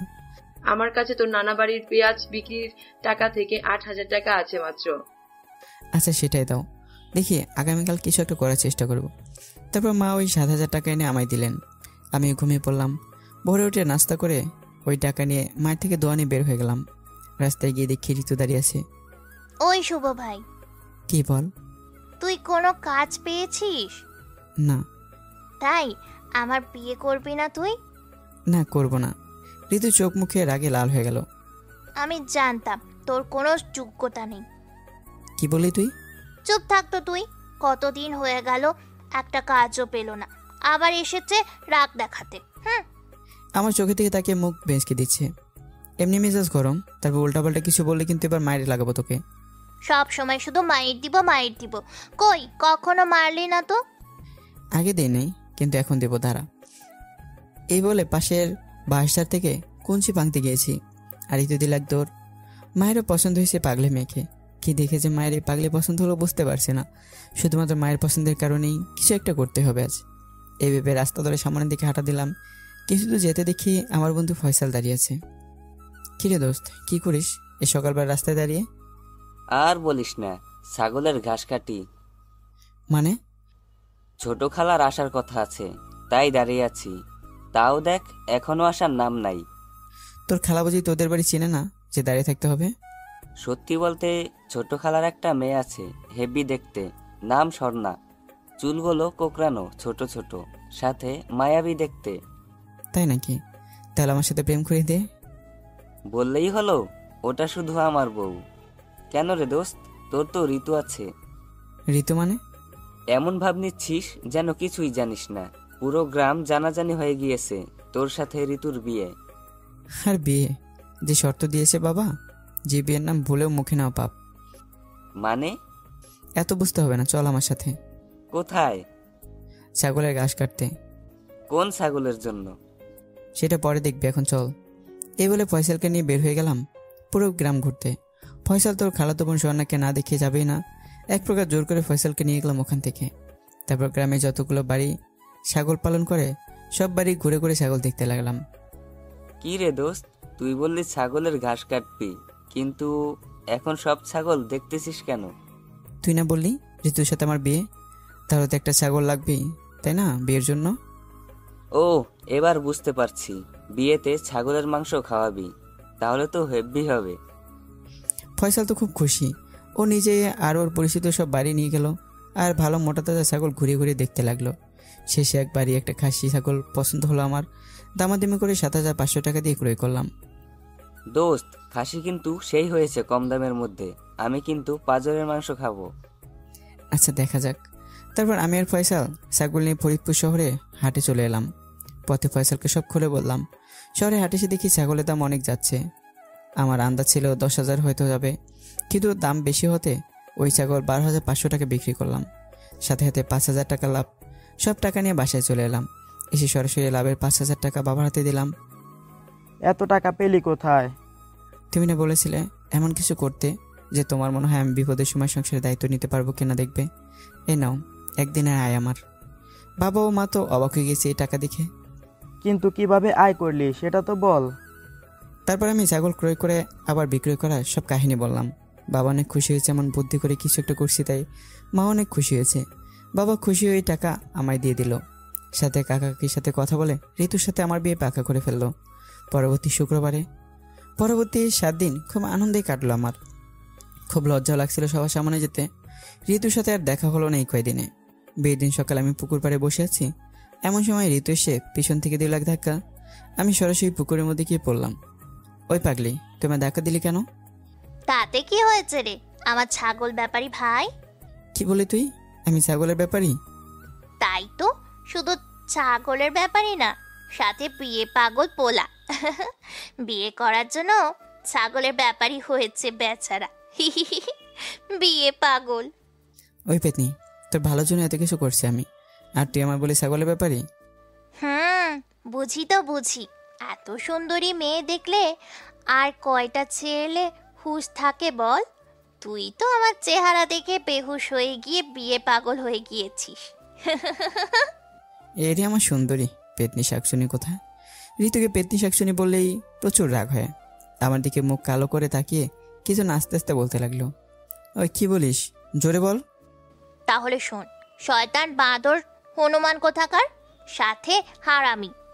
দাঁড়া রে তুই। ঋতু হাসি দিয়ে দিল এক দৌড়। এই মেয়ে নিয়ে যে কী হবে বিয়ের পর চিন্তা করতে লাগলাম। পরে গোসল করে বাসায় এলাম। দুপুরে আমাদের বাসা থেকে আমাদের পরিবারের সবাই, সাথে কিছু বন্ধু ও আমার মামা মামি ও সাথে মামাতো ভাই ও তার বোনই ঋতুদের বাড়িতে বরযাত্রী হিসেবে যাওয়া হলো। কাজে এসে বিয়ের সব কাজ শেষ করলো। রাতে ঋতুকে আমাদের বাসায় নিয়ে আসলো। আমার রুমে বাসর ঘর সাজিয়েছে। আমি আমাদের বড় ঘরে বসে আছি। মামাতো ভাইয়ের বউ আমার লিজা ভাবে এসে আমার হাত ধরে নিয়ে গেলেন আমার রুমে, যেখানে বসে সাজে বসেছে ঋতু। বলতে গেলে বিয়েটা খুবই সাদাসিধেভাবে হয়েছে, আয়োজন নিয়ে বললেই চলে এমন। রুমে গিয়ে দেখলাম রুমটা খুব সুন্দরভাবে সাজিয়েছে। ঋতুকে খাটের মাঝে বসিয়ে রাখছে, লাল বেনারসি পরে ঘোমটা দিয়েছে। ভাবে গ্লাস ভর্তি দুধ ও পান টেবিলের উপর রাখলো। এই যে দেবরজি, এগুলো খেয়ে নিও তোমরা, কেমন? কি কোনটা খাবো? তোমাদের যার যেটা ইচ্ছা হয় খাবে। আচ্ছা। তাই কোনো সমস্যা হলে আমায় ডাক দিবে, ওকে? আমি আর তোমার ভাই পাশের রুমে আজ রাতে থাকবো। ও আচ্ছা ভাবি। ভাবি আমার হাত ধরে নিয়ে ঋতুর হাত সারে আঁচলের মধ্য থেকে বের করে ধরে দিল আমায়। এমনিতে আগে অনেক ঋতুর হাত ধরেছি, কিন্তু আজ কেমন যেন অন্যরকম অনুভূতি হচ্ছে নিজের মধ্যে, বোঝানো মুশকিল। আমি সামান্য সময় ধরে রেখে আবার ছেড়ে দিলাম ঋতুর হাত। কি হলো, ছাড়লে যে হাত? এমনি ভাবি। বুঝতে পারছি। আচ্ছা তোমরা বাসার করো, আমি তাহলে আসি এখন। ভাবি রুম থেকে বের হয়ে গেল। আমি দরজা লাগিয়ে দিলাম। ঋতু চুপ করে বসে আছে। কিছুটা অবাকও লাগছে, এত দুষ্টু ঋতু আজ হঠাৎ করে এত শান্ত হয়ে বসে আছে। হয়তো বিয়ে হয়েছে বলে এমন পাল্টে দিয়েছে, ভেবেই খুশি লাগতেছে। কেন জানি ঋতুর সামনে যেতে খুব লজ্জা লাগছে। তাও কিছুক্ষণ দাঁড়িয়ে থেকে আস্তে আস্তে এক পা দুই পা করে এগিয়ে গিয়ে ঋতুর সামনে গিয়ে বসলাম। ঋতু নাড়াচাড়া দিয়ে বসলো। আস্তে আস্তে ঘুমটা তুলে দিলাম আমি। ঋতু লজ্জায় মুখ গোলাপি হয়ে আছে, মাথাটা একটু নিচু করে আছে। তোকে না, মানে তোমাকে খুব সুন্দর লাগছে তো ঋতু। ঋতু মাথা নিচু করে মুচকে হাসি দিচ্ছে। এতদিন আমি সবসময় ঋতুকে তুই করে বলতাম, কিন্তু এখন তো আমার বউ, তাই তুমি করে বললাম। কিন্তু এরপরে যে কি বলবো আর কিছুই বুঝতে পারছি না। কিছুক্ষণ চুপ থেকে আবার বললাম, তাই তোমার কি নার্ভাস লাগছে? ঋতু মাথা নেড়ে বলল, নার্ভাস হওয়ার কিছু নেই। এতদিন যেমন আমার সাথে ফ্রিভাবে কথা বলতে, সেভাবে কথা বলো কেমন। ভয় বা লজ্জা পাওয়ার কিছু নেই। ঋতু মাথা নেড়ে সম্মতি দিল। আমি তো অনেক বকবক করলাম, এখন তুমি কিছু বলো। ঋতু কিছুক্ষণ চুপ করে আমার চোখের দিকে তাকিয়ে থেকে বলল, দেখ ভাই, দুধ কিন্তু আমি খাবো। মানে? আরে ভাই, তুই তো একটা গাধা। ওই যে টেবিলের উপরে দুধের গ্লাস রাখা, ওই দুধ কিন্তু আমি খাবো বলে দিলাম। তুই খাবি পান? হায় আল্লাহ, ইজ্জত রইল না। নতুন বউ তুই তুই করে আমার সাথে কথা বলছে, তার সাথে গাধা বললো। তারপর বাসর ঘরে বসে কি হচ্ছে ঋতুটা? এই নাকি মুখের ভাষা তোমার? ওই তোর সাথে আমি আবার কি করলাম রে? এটা কোন ধরনের বেয়াদবি ব্যবহার? তুমি আমাকে তুই করে বলছো কেন? আপনি করে কথা বলো। তুই কে রে, তোকে আপনি করে বলবো? আমি তোমার স্বামী। এই ইচ্ছে আমার স্বামী হতে। হ্যাঁ, তাহলে আমি তোমার কি হই? কচু। কচু আবার কি? কচু মানে কচু কচু কচু। ঋতু চোখে দিকে চোখ গরম করে তাকালাম। এই চুপ থাকবি? এই চুপ থাকবি? আবার মুখে মুখে কথা? আবার মুখে মুখে কথা? মেজাজ গরম করবি না বলে দিলাম। মেজাজ গরম করবি না বলে দিলাম। তুই আমার সাথে মজা করছিস? তুই আমার সাথে মজা করছিস? ঋতু। ঋতু। ঋতুর উপর আমার খুব মেজাজ গরম হয়ে গেল। এইবার যদি ব্যাঙ্গা সামায় তাহলে তোর খবর আছে বলে দিলাম। এইবার যদি ভ্যাংচা সামায় তাহলে তোর খবর আছে বলে দিলাম। দাঁড়া রে তুই। দাঁড়া রে তুই। আমি খাটের পাশ থেকে ছোট্ট একটা লাঠি বের করলাম, যে লাঠি নিয়ে টিউশনে যায় ছাত্র পড়াতে। ঋতু তো লাঠি দিকে চোখ মুখ বুঝে নিল, দিল এক চিৎকার, ও মাগো মাগো বলে। আমি তাড়াতাড়ি ঋতুর মুখ চেপে ধরলাম। ঋতু আমার থেকে মুখ সারাতে গিয়ে খাটের উপর একদম শুয়ে পড়লো। আমি ঋতুর উপরে শুয়ে ঋতুর মুখ চেপে ধরে আছি। ঋতু বড় বড় চোখ করে আমার দিকে তাকিয়ে ভয় দেখাচ্ছে। আমি ঋতুর দিকে তাকিয়ে মুচকি একটা হাসি দিয়ে ঋতুর কপালে ও চোখে চুমু দিলাম। ঋতুর মুখ চেপে ধরে ঋতু চুপ হয়ে আছে, কোনো শব্দ করতে পারছে না। কিছুক্ষণ আগে দেওয়া ঋতুর চিৎকারের শব্দ শুনে ভাবি দৌড়ে রুমের দরজায় ঠকঠক শব্দ করতে লাগলো। আমি ঋতুর মুখ ছেড়ে দিয়ে দরজা খুলে দিলাম। ঋতু বিছানার দিকে উঠে শাড়ি ঠিক করে দাঁড়িয়ে হাঁপাচ্ছে। কি হয়েছে ঋতু, এইভাবে চিৎকার করলি? ওই শয়তান আমার মারতে গিয়েছিল জানেন ভাবি। তাহলে কি করব বলেন? আমায় রাগিয়ে দিয়েছিল, মুখে মুখে কথা বলে ভ্যাঙায়, সাথে তুই তুই করে কথা বলে, তাও আপনি করে বলে না। আমি কেন ওকে আপনি করে বলতে যাবো? এটা কেমন কথা ঋতু? শুভ তো তোমার স্বামী, তাই স্বামীকে আপনি করে বা তুমি করে বলতে হয়। কচু স্বামী, আমায় জোর করে বিয়ে করেছে ওই শয়তান। ঋতুর কথা শুনে আমি তো অবাক। শেষমেশ এ অপবাদ আমার উপর দিল ঋতু।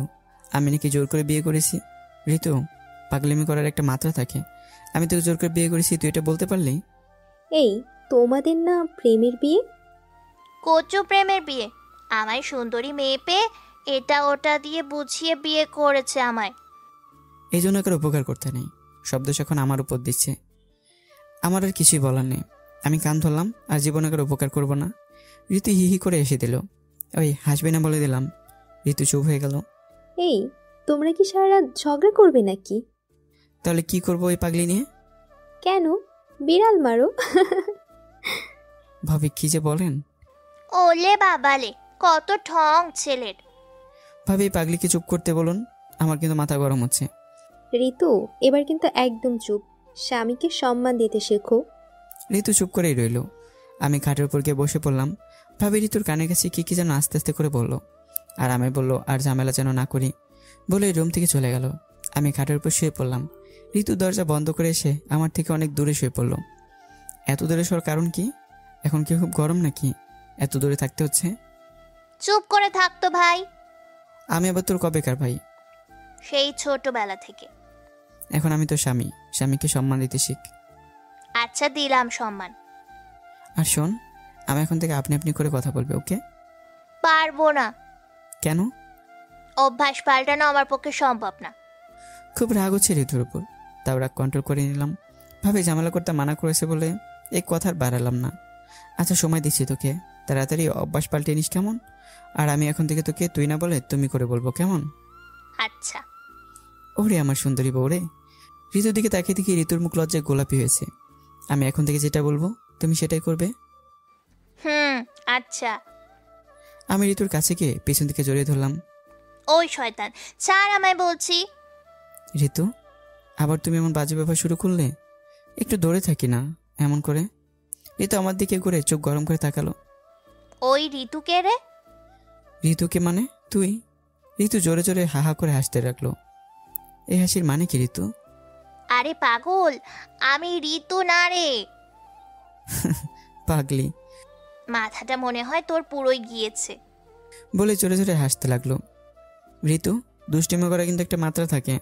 এখন এই রাতের বেলায় কি শুরু করলে? আমি কি তোর বিয়ান নাকি তোর সাথে মজা করব?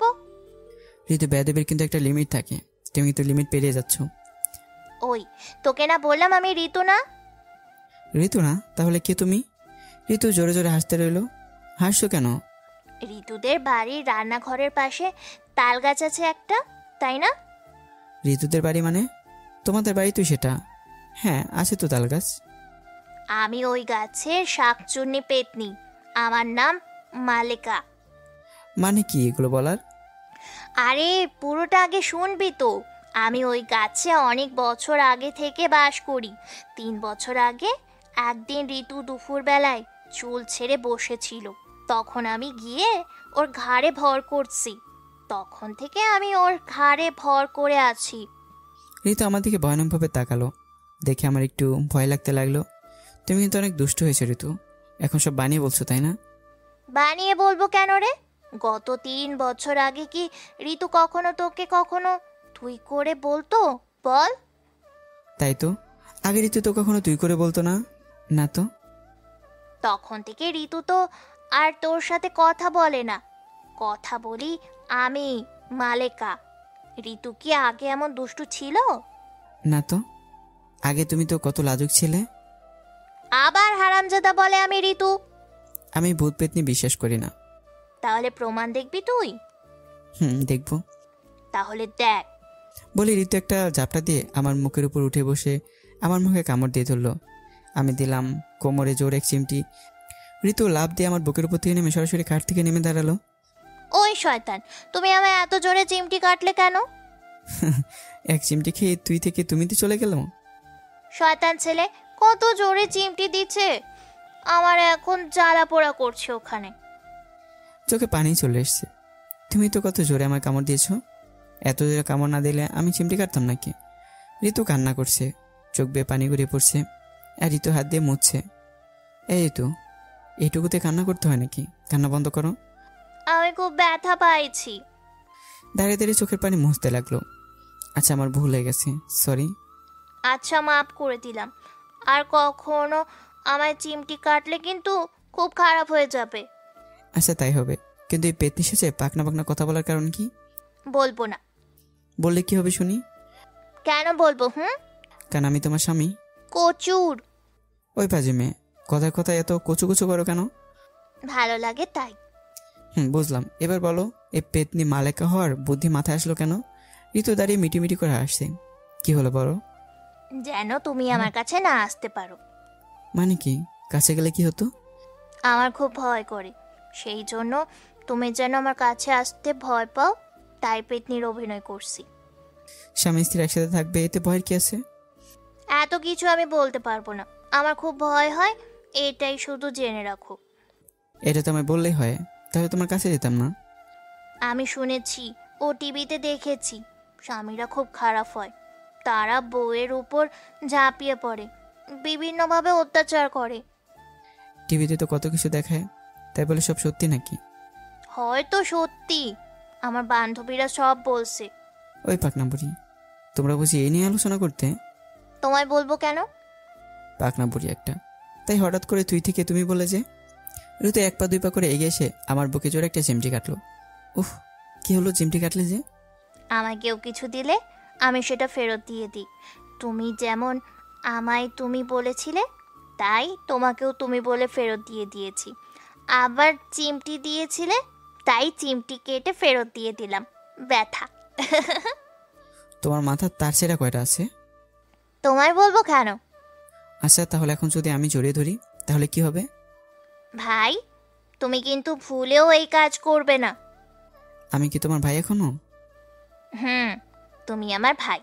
তোমার দিকে তাকালেই কেমন যেন ভাই ভাই লাগে। প্লিজ ভাই, আমার সাথে কোনো দুষ্টুমি করার চেষ্টা করবে না কিন্তু, না হলে মনে খুব কষ্ট পাবো।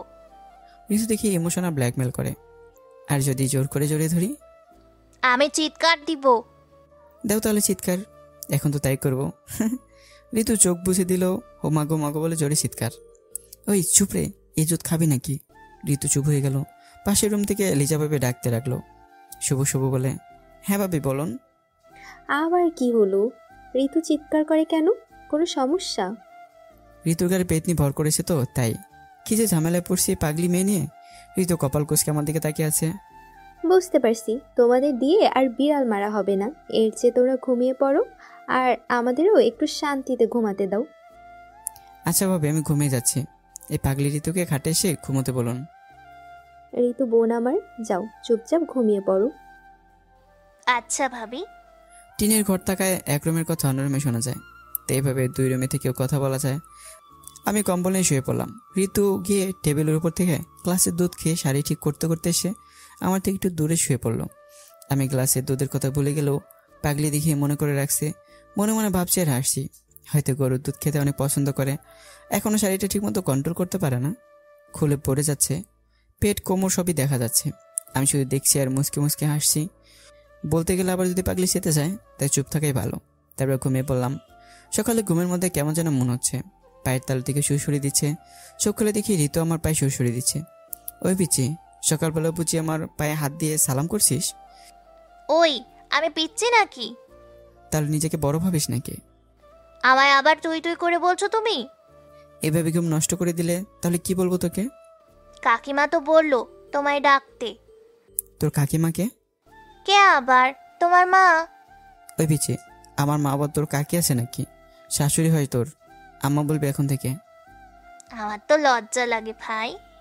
এখন আবার আমায় ভাই বললি, শাশুড়িকে আম্মা বলতে লজ্জা লাগে, স্বামীর সাথে ঘুমাতে ভয় লাগে, তাহলে বিয়ে করার কি দরকার ছিল তোর? তুমি তো আমায় জোর করে করছো। আবার সে মিথ্যা অপবাদ। ঢং দিকে বাঁচি না। যাও উঠো, গিয়ে ফ্রেশ হয়ে নাও, নাস্তা নিয়ে আসছি। আসো না পিচ্ছি আমার বুকে, একটু জড়িয়ে ধরি। লুচ্চা বদমাইশ পোলা, লজ্জাও লাগে না এমন করতে? ওই তুই আমার বউ, তোকে বলবো না তো অন্য মেয়েদের কি বলবো নাকি? হয়েছে, আর ঢং করতে হবে না। আমার কত পোড়া কবল রে ঋতু। তোমার আবার কি হলো? সারা জীবন গল্পে নাটকে মুভিতে দেখে আসলাম নতুন বউ স্বামীর ঘুম ভাঙায় ভেজা চুলে পানিতে, আর আমার কি পাগলি বউ তেমন তো কিছুই করলো না, উল্টো ভাই শ্বশুরি দিয়ে আমার ঘুমটা নষ্ট করে দিল। আমি কেন ভোর বেলায় গোসল করব?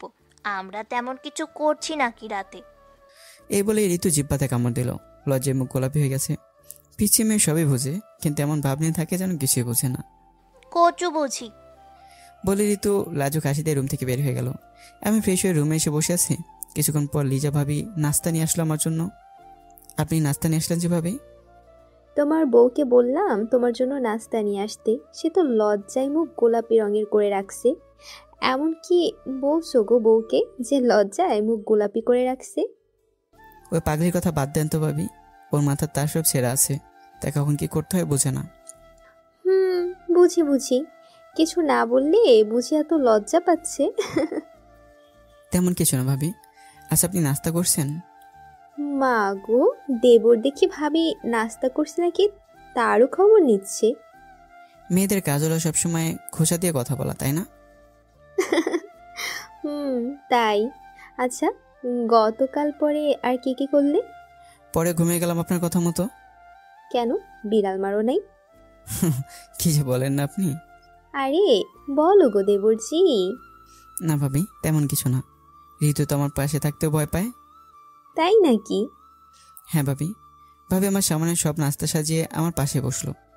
শোনো, আমি যা বলি তাই করো। কি করব? আচ্ছা সত্যি করে বলো তো, তোমরা কি সত্যি বিয়ের আগে থেকে প্রেম করতে? না তো, এগুলো তো সব মিথ্যা বলছি পরিস্থিতি মানিয়ে নিতে। তাহলে তো ভালোই। ভালো কেন? ভালো এই জন্য যে তোমরা এখন প্রেম করতে পারবে। মানে একটু বুঝিয়ে বলুন। দেখো, তুমিও প্রেম করো নাই, ঋতু আগে কখনো প্রেম করে নাই, তাহলে এখন তোমরা প্রেম করো আগে জমিয়ে, বুঝলে? মানে ঋতু যতদিন না চাইবে ততদিন ওকে কোনো ব্যাপারে জোর করে কিছু করবে না, ততদিন না হয় দুইজন দুষ্ট মিষ্টি প্রেম চালিয়ে যাও, দেখবে কত মজা লাগবে বউয়ের সাথে প্রেম করতে, বুঝলে? আপনার কথাই রাখবো তাহলে। সেটাই করো। তোমার ভাই তো আমায় 1 মাস সময় দিয়েছিল, বুঝলে? ততদিন আমরা জমিয়ে প্রেম করছি। ভাই তো আপনাকে 1 মাস সময় দিয়েছে, কিন্তু আমি পারবো না এতদিন সময় দিতে ঋতুকে। পাগল একটা, যত ফ্রি হতে পারবে তত প্রেম জমবে, বুঝলে? আচ্ছা দেখি কিভাবে কি করা যায়। আচ্ছা দেখো তাহলে। আর শোনো, আগামীকাল সকালে তোমার ভাই বলছে তোমাকে ও ঋতুকে সাথে নিয়ে আমাদের বাসায় যাব। তোমাদের দাওয়াত থাকলো কিন্তু, বুঝলে? আগামীকাল সকালে যাব, তারপর দেখবে তোমার পাগলি বউকে কিভাবে রাখতে হয়। ওই পাগলিকে আবার কিভাবে রাগাবেন? সেটা পরেই দেখতে পারবে, এখন নাস্তা করে নাও তো তাড়াতাড়ি। আমি নাস্তা করে নিলাম। লিজা ভাবির সাথে গল্প করতে করতে কত স্বপ্ন ছিল। বিয়ের পর 7 দিন দরজা খুলবো না, শুধু বউ আর আমি সবসময় রোমান্স করব, গল্প করব। কিন্তু কপাল এতটা খারাপ যে সেই সকাল থেকে নাস্তা করে বসে দুপুর হয়ে গেল, ঋতুর কোনো খোঁজ নেই। একবার আমার রুমে আসারও নাম নেই। দুপুর পর্যন্ত অপেক্ষা করে গোসল করতে গেলাম। বড় ঘরে গিয়ে দেখি ঋতু ম্যাডাম গোসল করে সেজে গুজে খাটের উপর বসে টিভি দেখছে। মেজাজ খুব গরম হয়ে গেল। নতুন বউ থাকবে আমার কাছাকাছি, আর উনি এখনো শুয়ে টিভি দেখছে। ওই তুই এখানে কেন? তাহলে কোথায় থাকবো? কোথায় থাকবি মানে? এটা কি তোর ঘর? তাহলে কার ঘর এটা? এই বাড়ির বউ আমি, তাহলে তো এই ঘর আমারই হলো। সেটা নয় হলো, কিন্তু আমাদের রুম আছে না, ওখানে কি টিভি দেখ। তুমি সব সময় ঝাড়ি দিয়ে কথা বলো কেন? আবার এখন তুই তুই করে কথা বলছো। আমি তো এখন আর তোমাকে তুই বলি না। ওরে ন্যাকামোরে, তাহলে কি বলবো? সব সময় আমায় তুমি তুমি করে বলবে, কেমন? আচ্ছা বলবো, কিন্তু সবসময় তাহলে আমার কাছে কাছে থাকতে হবে। আমি পাশাপাশি থাকি, আর সুযোগ পেলে জড়িয়ে ধরো, তাই না? কেন কি সুন্দরী, ধরলে কি হয় শুনি? ওলে বাবালে, কত ঢং! হঠাৎ চোখ গেল খাটের উপর, পাশে লিজা ভাবির উপর। দেখি সে বসে মিটিমিটি করে হাসছে।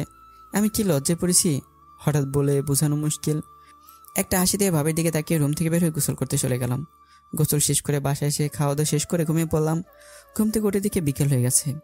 যখন ঘুম ভাঙছে তখন দিকে ঋতু খাটের উপর আমার পাশে বসে ক্রিম নিচ্ছে মুখে। সেই জায়গায় যে কোথায় যাওয়া হচ্ছে ম্যাডামের? আমি বুঝি তোমার ম্যাডাম? ম্যাডাম বলে দোষ কি? যত পাকনা বুড়ির মতো পাকনা কথা বলেন, ম্যাডাম না বলে উপায় আছে? ভালো তো, বুড়ো দাদু। একটু পাকনা না হলে দুনিয়াতে টেকা খুব কষ্ট। তাই যাচ্ছেন কোথায় বললে না তো? কোথায় আবার? স্কুল মাঠে খেলতে। তোর কি মাথায় কিছু আছে নাকি পুরাটে গোবর? কি? বাড়ি বউ কখনো মাঠে গিয়ে দৌড়াদৌড়ি করে খেলা করে নাকি? মানুষ দেখলে কি বলবে? আমার তো খেলাধুলো না করলে ভালো লাগে না। কেন, আমি আছি না? আমার সাথে খেলবি। তোমার সাথে আর কি খেলবো? লুডো বা ক্যারাম খেলবি? তাহলে আমি লুডো নিয়ে আসি। এখন না, লিজা বেবি বেড়াতে এসেছি তো, তাকে নিয়ে ঘুরতে যেতে হবে একটু। আমায় নিয়ে যাবে প্লিজ? আমি মনে মনে বলি, তোমায় তো আগে নেব, তারপর তো অন্য সবাই। আচ্ছা, যাওয়ার যখন ইচ্ছা তাহলে তৈরি হয়ে নিয়ে যাব। ঋতু খুশি হয়ে তৈরি হতে শুরু করলো। আমি ফ্রেশ হয়ে লিজা ভাবিকে তৈরি হতে বললাম।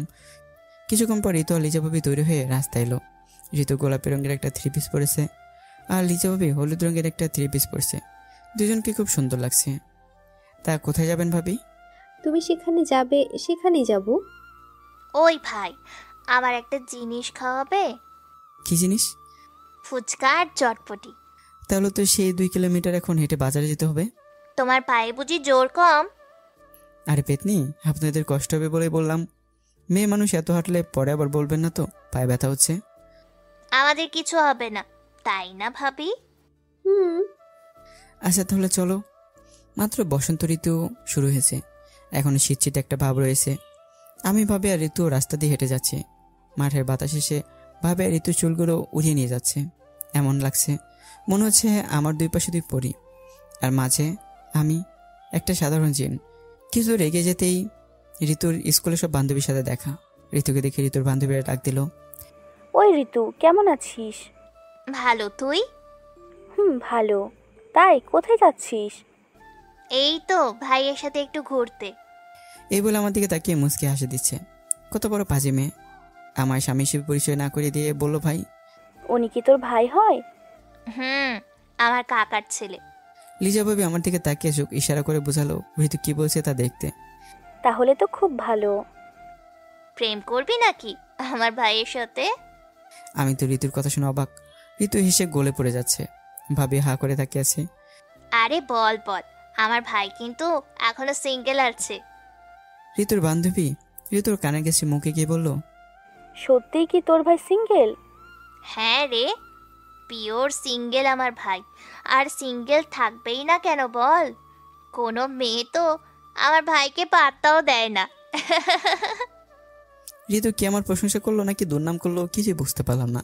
মনে মনে বলে, একবার সুযোগ আসুক পিচ্ছি, তারপর তুমি বোঝাবো কেমন মজা। ঋতুর বান্ধবী আমার দিকে তাকিয়ে মুচকি হাসি দিয়ে চলে গেল। আর ঋতুকে ইশারা করে বোঝালো প্রেম করিয়ে দিতে। ঋতু তো আমার দিকে তাকিয়ে হি করে এসে যাচ্ছে। ওই পিচ্ছি, তোমার বান্ধবীকে তুমি বললে না কেন আমি তোমার স্বামী? আমার ইচ্ছে হয় না তাই বলি নাই। আমার মুখ, আমার ইচ্ছে যেটা হবে আমি সেটাই বলবো। সুযোগ কিন্তু আমারও আসবে বলে দিলাম। আচ্ছা, দেখা যাবে। বেশ কিছু দূর এগিয়ে যেতেই আমার মাথায় দুষ্টুমি বুদ্ধি এলো। ভাবির দিকে তাকিয়ে বললাম, এই যে সুন্দরী ভাবি, তোমার হাতটা দাও একটু ধরি। ভাবি আমার কথা শুনে লজ্জা পাচ্ছে। দাও না কেন ভাবি তোমার হাত, লজ্জা পেতে হবে না, আমি তো তোমার স্বামীর মতোই। ভাবির দিকে তাকিয়ে চোখ দিয়ে ইশারা করে বোঝালাম ঋতুকে রাগাতে এমন করছি।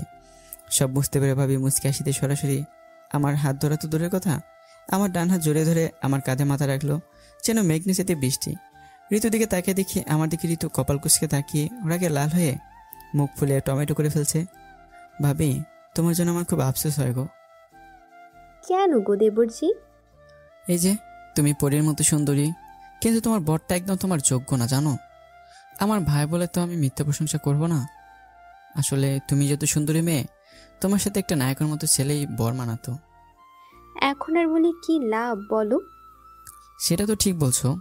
যদি আমি তোমার বড় হতাম তাহলে সত্যি তোমার বিয়ের আগে আমি তুমি পটিয়ে নিয়ে বিয়ে করে নিতাম।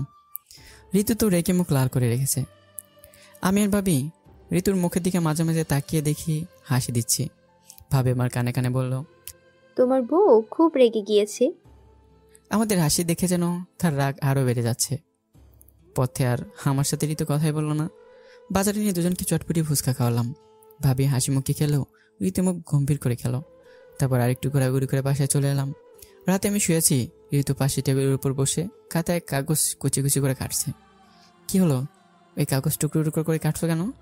ঋতু চুপ করে ওর মতো কাগজ কাটতে রয়েছে। কি হলো বলো? আমি শুনেছি কাগজ কুচি করে কাটলে নাকি দেনাদার অনেক বেড়ে যায়। দেনাদার অনেক বেড়ে গেলে তো আরো ক্ষতি, তাই না? কচু ক্ষতি। তোমার তখন পুলিশ ধরে নিয়ে যাবে, ভালো হবে। এই তুমি বউ নাকি শত্রু? শত্রু। বুঝতে পারলাম বিকেলের আগে এখনো কমে না ঋতুর। ভাবি ঠিকই বলেছে, বউয়ের সাথে প্রেম করার মজাই অন্যরকম। রাগে যে এত মজা লাগে আগে জানতাম না। আমার পিচ্ছি বউ ঋতুই কিন্তু রাগলে একদমই একটা বাচ্চা পরীর মতো সুন্দর লাগে। ঋতু আমার দিকে তাকিয়ে হাসতে গিয়েও হাসি কন্ট্রোল করে নিল। হয়েছে, আর আলু দিতে হবে না। আলু কেন দেব? সুন্দরী হলে বুঝি তাকে সুন্দরী বলবো না? এই, তুমি যেভাবে বলছো আমি কিন্তু এত সুন্দরী না। বউ পড়ানো যে এত সহজ আগে জানতাম না। শুধু রূপে প্রশংসা করে তাহলেই কাজ শেষ। কে বললো এই কথা? তুমি তো জানো একটা আস্ত বড়ি। যা দুষ্টু, আমার বুঝি লজ্জা লাগে না এমন বললে? এ বলে লজ্জা মুখে ঋতু আমার পাশে এসে বসে আমার বুকে একটা খামচি দিল। সব বউয়েরা খুশি হলে শুনছি আদর করে, আর ঋতু এসে আমায় খামচি দিল তা বুকে। ব্যথা তো একটু পেয়েছি, তা প্রকাশ করলাম না। তা আগামীকাল সকালে কিন্তু মামা বাড়ি যেতে হবে আমাদের দুজনকে, দাওয়াত আছে। আমিও যাব না, তোমাকেও যেতে দিব না। কেন? তোমার লিজা বাবির ভাবসাব বেশি সুবিধার না। তোমার দিকে কিভাবে যেন তাকায়। তুমিও অবুঝ একটা ছেলে, পরে তোমার সাথে কিছু করে ফেললে? আমার সাথে আবার কি করবে? আরে বুঝো না কেন, কালো জাদু। তুমি না যাও, যেও না, আমি যাবই। এত যাওয়ার শখ কেন তোমার শুনি? ওখানে তো আমার গার্লফ্রেন্ড আছে। মানে কি, তোমার কি আবার গার্লফ্রেন্ডও আছে নাকি? আছে তো, গেলেই দেখতে পারবে। ঋতু আবার রাখতে শুরু করলো। তাহলে বিয়ের আগে আমায় বললে না কেন তুমি প্রেম করতে? আমি কি পাগল নাকি যে বিয়ের আগে এগুলো তোমায় বলবো আর তুমি বিয়ে বন্ধ করে দাও? তুমি আমায় ঠকালে। এখানে ঠকানোর কি হলো আমার দুষ্ট বউ? তোর দুষ্টু বইয়ের কিছু কই। আগামীকাল তোর সাথে আমিও যাব, সাথে তোর গার্লফ্রেন্ডের পা ভেঙে হাতে ধরিয়ে দিয়ে আসবো। তুমি থেকে আবার তুই বলতে শুরু করলে? আমার মাথা গরম হয়ে গিয়েছে। যদি আপনি নিজের ভালো চান তাহলে ঘুমান। বলে এই খাটের উপর উঠতে লাগলো। আমি পাশ থেকে জামার ওনা টেনে ধরলাম। ঋতু একটা ওনা ছাড়িয়ে নিল আমার হাত থেকে। রাগীভাবে আমার দিকে তাকিয়ে বলল, ওই শয়তান লুচ্চা পোলা, বিরক্ত করছিস কেন রে? ঘুমা বলছি। ঋতুর কণ্ঠে গালি শুনতে মজায় পাচ্ছি। পিচ্ছিবের বকাবকি সাথে শাসন বলে কথা। আমিও লাইট অফ করে ঘুমিয়ে পড়লাম। সকালে ঘুম ভাঙলো ঋতুর ডাকে। ওই, তুমি আর কত ঘুমাবে বলো তো? যাবে না তুমি? কোথায় যাবো আবার? কেন? তোমার মামার বাড়ি। আমি তোমার গার্লফ্রেন্ডকে দেখব। তা না হয় দেখবো। তার রাগ কমছে নাকি ম্যাডামের? একটু কমছে। তাহলে আসো তো আমার বুকের মধ্যে। বুড়ো দাদু শখ কত। যাও, তৈরি হও তাড়াতাড়ি। বলে ঋতু রুম থেকে বের হয়ে গেল। ঋতুর মুখে হাসি থাকলেও চোখ দেখে বোঝা যাচ্ছে এখন অনেক রেগে আছে। অল্প বয়সী পিচ্চি মেয়ে বিয়ে করলে মনে হয় এমনই সব সময় হয়। তাদের রাগের বস্তা নিচে পড়ে থাকতে হয় দেখছি। শয়তানি বা দুষ্টুমি বুঝেও না, শুধু রাগ করতে পারে। আমি বিছান থেকে উঠে ফ্রেশ হয়ে নাস্তা করে তৈরি হলাম মামার বাসায় যেতে। সকাল 10টার দিকে মামাতো ভাই, ভাবি, ঋতু আর আমি রওনা হলাম মামাদের বাসার উদ্দেশ্যে। মামা মামি গতকাল চলে গেছেন তাদের বাসায়। ঘণ্টাখানেক পর সেখানে পৌঁছে গেলাম। আমরা যাওয়ার পর মামি নাস্তা দিলেন আমাদের। ঋতু তো ঘ্যান ঘ্যান শুরু করলো আমার গার্লফ্রেন্ডকে দেখবে। এখন কিভাবে যে তাকে গার্লফ্রেন্ড দেখাবো বুঝতে পারছি না। আসলে তো আমার কোনো গার্লফ্রেন্ডই ছিল না। বিষয়টা বুঝতে পেরে লিজা ভাবি শুধু হাসছে। আমি খাটের উপর বসে আছি আর ঋতু আমার পাশে শুয়ে আছে। ওই, তোমার গার্লফ্রেন্ড কোথায়? আর একটু অপেক্ষা করো। আমি আর অপেক্ষা করতে পারছি না, আমায় এক্ষুনি নিয়ে যাও তোমার গার্লফ্রেন্ডের কাছে। আমার গার্লফ্রেন্ড সবসময় সবার সামনে আসে না, বুঝলে? কেন? তাহলে তো তার নজর লেগে যাবে, তাই। ও লে ঠং, দেখাও তো আগে। আচ্ছা দেখাবো, আগে বলো তুমি শাড়ি পরে আসলে না কেন? কিভাবে আসবো বলো? আমি শাড়ি পরলে কিছুক্ষণ পর শাড়ি একাই খুলে যায় শরীর থেকে। তাহলে তখন আমায় ডাক দিতে, পরিয়ে দিতাম। তুমি বুঝি শাড়ি পরিয়ে দিতে? আরে না, শাড়ি খুলতে সাহায্য করতাম। চুপ শয়তান, তোমার গার্লফ্রেন্ড কোথায় বলো আগে। আচ্ছা আগে কথা দাও, বাসায় গিয়ে শাড়ি পরে আমায় দেখাবে, তাহলে আমার গার্লফ্রেন্ডকে দেখার সুযোগ করে দেব। কত সুন্দরী শুনি তোমার গার্লফ্রেন্ড, যে এত সত্য দিচ্ছ। আচ্ছা যাও, আগামীকাল শাড়ি পরবো। আরেকটু অপেক্ষা করো। কিছুক্ষণ পর রুমে এলো আরফা। আরফা আমার মামাতো বোন, আমার থেকে 2-3 বছরের ছোট। আমার ঋতুর বিয়েতে যায়নি সে। রুমের মধ্যে ঢুকে যেতে ওকে এক নজর দেখতে লাগলো। কিরে আরফা, বিয়েতে গেলি না কেন? আরফা আমার দিকে তাকিয়ে মুখ কালো করে ফেললো। একটু রাগি মুখ করে আমার দিকে তাকিয়ে কয়েকবার, তারপর ঋতুর দিকে তাকিয়ে কয়েকবার মুখ বেঁচকি কেটে বের হয়ে গেল রুম থেকে। আরফা এত রাগের কি হলো বুঝতে পারলাম না। ঋতু তো রেগে আগুন হয়ে গেল, তাকে মুখ বেঁচকি কাটায়। ওই, তোমার বোন আমার ভেঙচি কাটলো কেন? আমি কিভাবে বলবো, আমায় তো তাই করলো। সত্যি করে বলো, তোমার বোনের সাথে তোমার কি এত শত্রুতা? শত্রুতা থাকবে কেন, ও তো আমার বোনের মতো। ঋতু মুখ ফুলে বসে রইল। এরই মধ্যে লিজা ভাবি আর আরফা আবার রুমে এলো। এবার দেখি আরফার চোখ বেয়ে পানিয়ে পড়ছে। ভাবি আমার দিকে তাকিয়ে মুচকে মুচকে হাসি দিচ্ছে। আরফা, তুই কান্না করিস কেন? কেন, তুমি বুঝি জানো না? আমি আবার কি জানবো। ও, বুঝতে পারছি, বেতে যেতে পারিস নি তাই হয়তো। এতদিনের সম্পর্ক এভাবে শেষ করে দিলে জানো তুমি? কাম সারছে, এমনি ঋতু রেগে আছে। তারপর আরফা দেখি আমায় জানো বলছে। আরফা বউ আমার, কি বলছো এসব তুমি? তুমি কিভাবে পারলে আমার সাথে 2 বছর রিলেশন করে শেষে গিয়ে এমন একটা মেয়েকে বিয়ে করতে? ঋতু তো আমার দিকে কপাল কুঁচকে তাকিয়ে আছে। মনে হচ্ছে কিছুক্ষণের মধ্যে আমার অবস্থা খারাপ হতে চলেছে। আরফা, কি বলছিস তুই এগুলো? কিসের রিলেশনের কথা বলছিস 2 বছরের? তুমি আমায় ভালোবাসতে না। তুই তো আমার ছোট বোন, ভালো তো বাসবই। আমার সাথে প্রেম করতে না তুমি? ধর পাগলি, প্রেম করতে যাব কেন? ঋতু আমার হাতে জোরে খেমচি দিয়ে ধরলো। ওই, এই মেয়ে কি তোমার গার্লফ্রেন্ড? হাত ছাড়ো শোনাবো আমার, ও আমার গার্লফ্রেন্ড না, আমার বোন হয়। ও বোন কখনো গার্লফ্রেন্ড হয় নাকি? আপন বোন তো আর না, মামাতো বোন। আমি যদি চাচাতো বোন হয়ে বউ হতে পারি, তাহলে মামাতো বোন কেন গার্লফ্রেন্ড হতে পারে না? জানো, তুমি সব ভুলে গেলে। তুমি না আমায় মেলায় নিয়ে নিজের হাতে ফুচকা খাইয়েছিলে। ওরে হারামজাদা, শয়তান বেঈমান, গতকাল দেখি আমার নিজের হাতে খেতে হলো, আর তুই তোর গার্লফ্রেন্ডকে নিজের হাতে খাইয়ে দিচ্ছিলি, তাই না? বউ বড় নাকি গার্লফ্রেন্ড বড় রে? ঋতু, তুমি কিন্তু এভাবে তুই করে বলতে পারো না, আমার একটা মান সম্মান আছে এখানে। বাসায় চলো, তারপর মান সম্মান দেখাবো, কেমন? আরফা চোখ মুছতে মুছতে রুম থেকে বের হয়ে গেল। ভাবে আস্তে আস্তে চলে গেল। ঋতু একটু পরপর আমার হাতে জোরে জোরে খামচি দিতে লাগলো। ঋতুর ভাবসাব দেখে মনে হচ্ছে কিছুক্ষণের মধ্যে কামড় বসিয়ে দেবে, তাই আমি সুযোগ বুঝে এক দৌড়ে রুম থেকে বের হয়ে গেলাম। অন্য রুমে গিয়ে দেখি ভাবি আর আরফা বসে টিভি দেখছে। আমায় দেখে আরফা হেসে দিল। কি ভাইয়া, ভাবি কিন্তু হেব্বি দেখতে হয়েছে। ভাবি চিন্তা পরে কর, আগে বল আমি তোর কবে কার জানু? লিজা ভাবি বললো তোমার বউকে একটু জ্বালাতে, তাই একটু দুষ্টুমি করলাম। তাহলে যে চোখ দিয়ে পানি গড়িয়ে পড়লো? পড়বেই তো, প্রথম গিয়ে চোখ দিয়ে অনেকবার পানি বের করার জন্য চেষ্টা করলাম, কিন্তু হলো না। তারপর আবার রুমে এসে লিজা ভাবির বুদ্ধি মতো পেঁয়াজের ঝাঁঝ চোখে লাগিয়ে চোখ দিয়ে পানি বের করে তোমার ওখানে গিয়ে অভিনয় করলাম। ভাবি, তাহলে এই বুদ্ধি তোমার ছিল? আমার ছিল। আরে তোমার হলো পিচ্চি বউ, একটু রাখবে, দুষ্টুমি করবে, এইটাই তো মজা। আপনাদের দুষ্টুমিতে যে আমার অবস্থা খারাপ হয়ে গিয়েছে। তোমার আবার কি হলো? ভাবির সামনে হাতে গিয়ে ধরলাম, কম হলো 20টা খামচি দিয়েছে। ঋতু আমার ডান হাতে লাল হয়ে দাগ পড়ে গেছে। এমন হলো কিভাবে? কিভাবে আর, আপনারা যখন দুষ্টুমি করছিলেন তখন ঋতু আমায় আদর করে এগুলো দিছে। হাই আল্লাহ, কখন দিল দেখলাম না তো।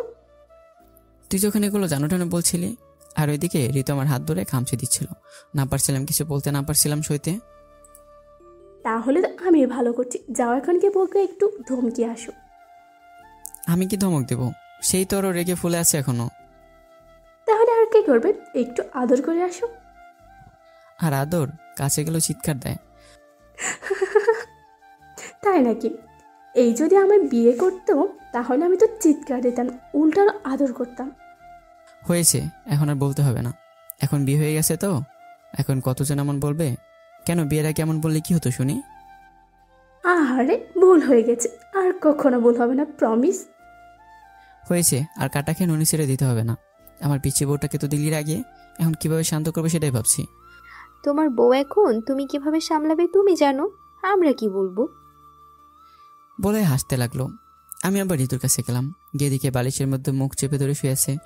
আমি আস্তে আস্তে গিয়ে পাশে বসলাম। আস্তে আস্তে হাত দিয়ে হঠাৎ করে কোমরে সুড়সুড়ি দিতে লাগলাম। ঋতু তো আমার দিকে ঘুরে আমার হাত চেপে ধরার জন্য চেষ্টা করতে লাগলো। আরো বেশি বেশি দিতে লাগলাম। ঋতু হাসতে হাসতে গলে পড়ে যাচ্ছে, মুখ দিয়ে কোনো কথা বের করতে পারছে না। সুড়সুড়ি সহ্য করতে না পেরে ঋতু উঠে বসলো। আমি আরো বেশি করে তখন ঋতুর পেটে সুড়সুড়ি দিতে লাগলাম। ঋতু কতক্ষণ আস্তে আস্তে মোছাতে মোছাতে শেষে সরাসরি এসে আমার গলা জড়িয়ে তুললো। একদম আমার বুকের সাথে ঋতুর মুখ মিশিয়ে দিল শক্ত করে। এই যেন মেঘ না চাইতে বৃষ্টি। আমি সুড়সুড়ি দেওয়া বন্ধ করে ঋতুকে বুকের সাথে মিশিয়ে ধরলাম। ঋতু আমার গলা জড়িয়ে ধরে হাঁপাচ্ছে। আমি জড়িয়ে ধরে এক হাত দিয়ে মাথার চুল হাত বুলিয়ে দিয়ে ঋতুকে শান্ত করার চেষ্টা করলাম। 5-6 মিনিট পর একটু শান্ত হলো। কথা বলতে গেলেও বারবার কথা আটকে যাচ্ছে ঋতুর। এই, তুমি জানো না আমার কোমরে অনেক সুড়সুড়ি আছে? এইভাবে কেউ কাউকে সুড়সুড়ি দেয়? এগুলো বলছে আর তখন আমার গলা জড়িয়ে ধরে হাঁপাচ্ছে। একটু দিলে কি হয়? তুমি জানো আমি তো এখন মরেই যেতাম প্রায়। আচ্ছা তুমি পরে কথা বলো, আগে শান্ত হতো। ঋতু আবার কথা বলা বন্ধ করে আমাকে জড়িয়ে ধরে রইল। আমি সুযোগ পেয়ে একদম বুকের সাথে মিশিয়ে ঋতু চলে ঘ্রাণ নিতে রইলাম। আরও প্রায় 5-6 মিনিট পর ঋতু নিজেকে ছাড়ানোর চেষ্টা করলো। কি হলো, থাকো না এইভাবে। আমি এখন স্বাভাবিক হয়ে এসেছি, এখন ছেড়ে যাও। থাকো না আর একটু, খুব ভালো লাগছে। এই না, কেউ দেখে ফেলবে তো। দেখলে দেখবে, আমার বউকে আমি ধরেছি। খুব শখ তাই না? বলি ঋতু আমায় আরো জোরে জড়িয়ে ধরলো। আমি অবাক হয়ে যাচ্ছি। ঋতু এমন কাছে এসেও চিৎকার না করে আরো এখন নিজে এত রোমান্টিক হয়ে উঠছে। আরো 2 মিনিট ওইভাবেই কেটে গেল। এবার ছাড়ো প্লিজ। ছাড়বো, কিন্তু একটা শর্তে। কি শর্ত বলো? আগে আমার চোখের দিকে তাকাও। ঋতু আমার পিছন থেকে মুখ সামনে এনে চোখের দিকে তাকিয়ে রইল। আমি ঋতুর চোখের দিকে তাকিয়ে রয়েছি। এখন ঋতু আমার বুকের সাথে মিশে আছে। কিছুক্ষণ তাকিয়ে থেকে ঋতুর কপালে চুমু দিলাম। ঋতু কোনো বাধা দিল না, উল্টো চোখ বন্ধ করে ফেললো। কিছুক্ষণ পর চোখ খুলো ঋতু। আমি ঋতুর চোখে চুমু দিতে গেলাম। ঋতু চোখ বন্ধ করে নিল। বুঝতে পারলাম ঋতু রোমান্টিক মোডে আছে, তাই 2 চোখে চুমু দিলাম। ঋতুর নিঃশ্বাস ভারী হয়ে এসছে, চোখ বন্ধ করে আছে। আমি সাহস করে যেই মাত্র ওর ঠোঁটে ঠোঁট মেলাবো, আর রুমের দরজা থেকে লিজা ভাবি বলল, কি খাচ্ছ তোমরা, মিষ্টি? ঋতু তো চোখ খুলে লিজা ভাবিকে দেখে তাড়াতাড়ি আমার থেকে নিজেকে ছাড়ানোর চেষ্টা করতে লাগলো। আমি ছেড়ে দিলাম। ঋতু আমার থেকে দূরে গিয়ে বসলো। ভাবি আপনি? হ্যাঁ আমি। তোমাদের মিষ্টি খাওয়া শেষ হলে চলো, তোমাদের খাবার দেব। আচ্ছা আমরা আসছি। আমি খাট থেকে নেমে গেলাম। ঋতু আমার সাথে সাথে খাট থেকে নেমে গেল। তারপর দুপুরে খাওয়া দাওয়া করে নিলাম। বিকালে ঋতু, মামি আর ভাবি 3 জন মিলে ঢেকিতে চাল করলো পিঠা বানাতে। রাতে সেই চালের গোড়া দিয়ে গরম গরম কয়েক রকম পিঠা বানালো। নরম গরম পিঠা খাওয়ার মজাই আলাদা। রাতে পিঠা খেয়ে বসে আছি। ঋতু আমার হাত ধরে রয়েছে, যেন ভাবি আর আরফার কাছে যেতে না পারি। তারা গল্প করার জন্য ডাকছে একটু পর পর। ঋতু তো চোখ বন্ধ করে আমার ভয় দেখাচ্ছে। কি হলো, কি হাত ছাড়ো আমার। ভাবি কি মনে করবে? কখন থেকে ডাকছে? আমি তোমায় তাদের কাছে যেতে দিব না। গেলে এমন কি হবে? তুমি বউ রেখে গার্লফ্রেন্ডের কাছে যাবে? সাহস তো কম না তোমার। আরে পাগলি, আরফা আমার গার্লফ্রেন্ড না, আমার বোন হয়। আমি সব বুঝতে পারছি। তুমি গতকাল এই গার্লফ্রেন্ডের কথাই বলছিলে আমায়। এখন বুঝতে পারছি, বউর সাথে একটু মজা করা মানে বিপদে পড়া। আরে পাগলি মেয়ে, ও আমার গার্লফ্রেন্ড হবে কেন? আমি কখনো রিলেশনই করিনি। ধরা খেলে সবাই এমনই বলে। কিভাবে যে তোমার এখন বিশ্বাস করায়? আচ্ছা তাহলে একটা প্রমাণ দাও। একটা কেন, 1000টা দিব। বলো কি প্রমাণ চাও? ভয় পাবে না তো এত কঠিন প্রমাণ দিতে? একদমই না, তুমি শুধু বলো কি করতে হবে। একটা ইট নাও হাতে।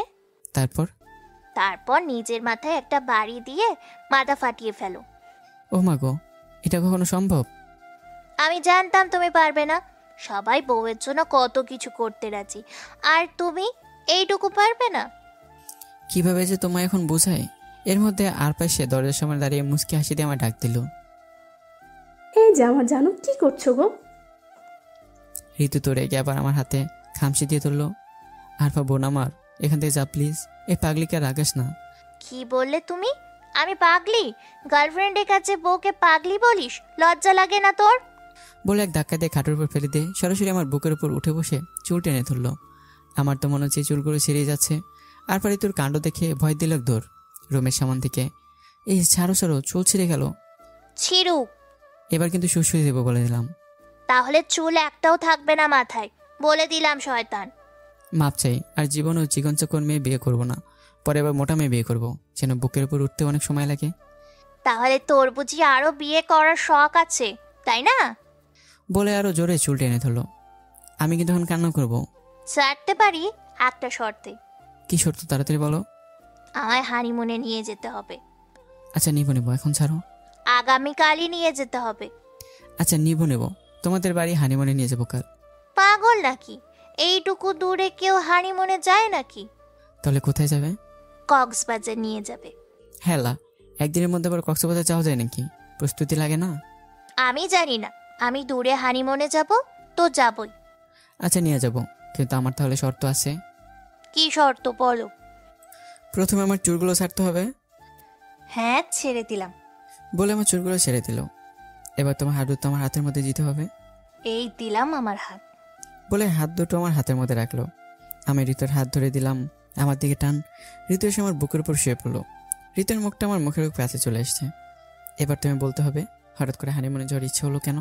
আমি তো সেই ছোট্টবেলা থেকে শুনে আসছি বিয়ে হলে হানিমুনে যেতে হয়। তাই বলে আজ হঠাৎ করে মনে পড়লো যে? তোর এত প্রশ্ন করো না তো, নিয়ে যাবে কিনা তাই বলো। আচ্ছা চেষ্টা করবো। আগে বলো হানিমুনে গিয়ে কি কি করতে হয় জানো? হ্যাঁ জানি তো। কি কি করতে হয় বলো শুনি। অনেক সুন্দর সুন্দর জায়গায় ঘুরতে হয়, অনেক কিছু খেতে হয়, আর তারপর অনেক কিছু শপিং করতে হয়। আর আর কি আবার, তারপর বাড়ি চলে আসতে হয়। ও, তোমার যেগুলোতে লাভ সেগুলো করতে হয় ঠিক জানো। আমার লাভের সময় কিছু জানো না, একদম অবশ্য শিশু। মানে? হানিমুনে গেলে যে রোমান্স করতে হয় তুমি বুঝি জানো না? লুচ্চা বদমাইশ পোলা। হ্যাঁ লা, বইয়ের সাথে রোমান্স করবো, এতে লুচ্চার কি হলো শুনি? সব সময় শুধু পচা কথা, তাই না? তাই কখন যাচ্ছি হানিমুনে তাই বলো। শর্ত আরও আছে তো। তাহলে বলো। হানিমুনে যাবো ঠিক, কিন্তু কয়েকদিন পর। আর ওই কয়েকদিনে তুমি আমার নিজ হাতে রান্না করে খাওয়াবে, সাথে শাড়ি পরে শিখে নেবে। হানিমুনের সাথে শাড়ির সম্পর্ক কি হলো? অনেক বড় সম্পর্ক, তুমি বুঝবে না। কি সম্পর্ক বড়?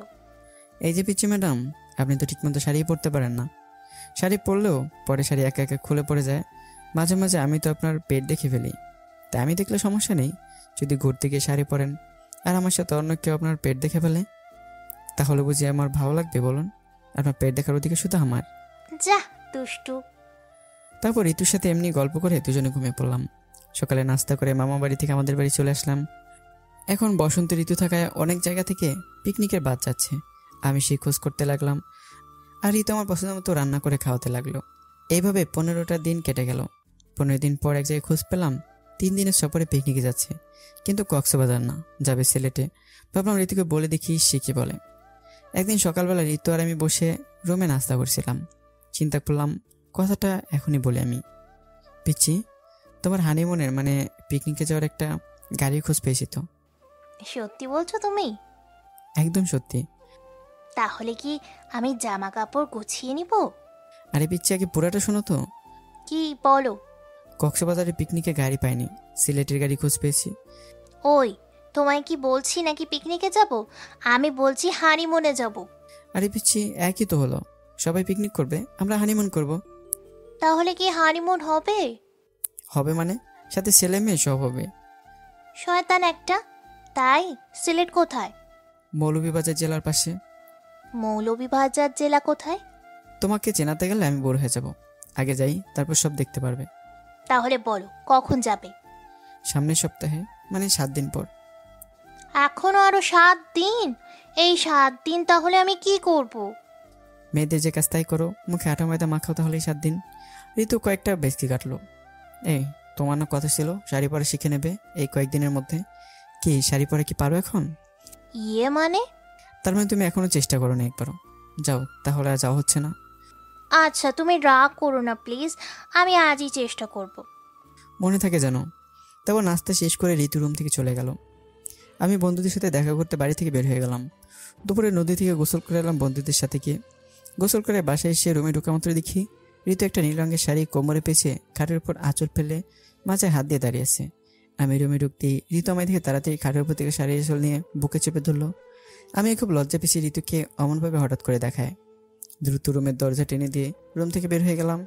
রুম থেকে বাইরে বেরোতেই হঠাৎ আমার মাথায় এলো, বউ হলো আমার, তাহলে আমি লজ্জা পাচ্ছি কেন? আমি দেখবো না তো কে দেখবে? এই ভেবে আবার দরজা খুলে রুমের মধ্যে ঢুকে গেলাম। গিয়ে দেখি ঋতু আবার আঁচল নামিয়ে খাটের উপর রাখছে। আমায় দেখে আবার আঁচল বুকে জুড়ে নিল। ওই শয়তান, আবার আসলে কেন? রুম থেকে বের হও তাড়াতাড়ি। কেন যাবো আমি? আমার বউকে আমি দেখবো? এখন রুম থেকে না বের হলে কিন্তু আম্মুকে ডাক দিব বলে দিলাম। সমস্যা নেই, জোরে ডাক দাও। বাড়ি তোমার দেবরও আছে, তুমি চিৎকার করে ডাক দিলে সে কিন্তু দেখতে আসবে, ভাবের কি হলো, তখন কি হবে বলো? তুমি তো খুব শয়তান, সময় বুঝে সুযোগ নিচ্ছ। তার বলতে সুন্দরী বউ তো, আর এমনি তো সুযোগ দেবে না, তাই সময় বুঝে সুযোগ নিতে যাচ্ছি। হয়েছে, আর ঢং করতে হবে না। এবার রুম থেকে বের হও তো, আমি শাড়ি পরবো। পরো তাহলে। একটা শাড়ি পরতে আর কতক্ষণ লাগে? দেখো না, এটা কি কচুর শাড়ি, এক পাশে গুজে দিলে আরেক পাশ খুলে পড়ে যাচ্ছে। শাড়ি কচুর নাকি তুমি পরতে পারো না? যাই হোক, তুমি বের হও, আমি আবার চেষ্টা করব। আমি পরিয়ে দিলে চলবে? তুমি আবার শাড়ি পরাতে পারো নাকি? না পারার কি আছে, শাড়ি পরানো কি কোনো ব্যাপার হলো নাকি? ঋতু কপাল বুরুকুসকে আমার দিকে তাকালো। এই পারো মানে? এর আগে কয়টা মেয়ে শাড়ি পরিয়ে দিয়েছো, সত্যি করে বলো তো। এই জন্য বইয়ের সাথে কোনো বিষয় আলোচনা করতে নেই, তারা পজিটিভ বিষয়কে নেগেটিভ করতে একেবারে ভাবে না। কি বলো তুমি ঋতু, আমি অন্য মেয়েদের শাড়ি পরাতে যাব? তাহলে শাড়ি কিভাবে পরায় তুমি জানলে কিভাবে? শাড়ি পরানো শেখাতে আবার কাউকে শাড়ি পরিয়ে অনুশীলন করতে হয় নাকি? লাগে তো। তাই নাকি? আচ্ছা, মদ খেলে কি হয়? মদ খেলে মাতাল হয়ে যায়। তুমি কখনো খেয়েছো? না তো, কিন্তু কেন? তুমি কখনো মদ খাওনি, কিন্তু তুমি জানো যে মদ খেলে মানুষ মাতাল হয়। তেমনি আমিও কখনো শাড়ি পরাইনি, কিন্তু তেমনি তোমার মতো আমিও জানি কিভাবে শাড়ি পরাতে হয়। তুমি তাহলে সত্যিই নাম্বার 1 শয়তান। হয়েছে হয়েছে, আর প্রশংসা করতে হবে না আমার।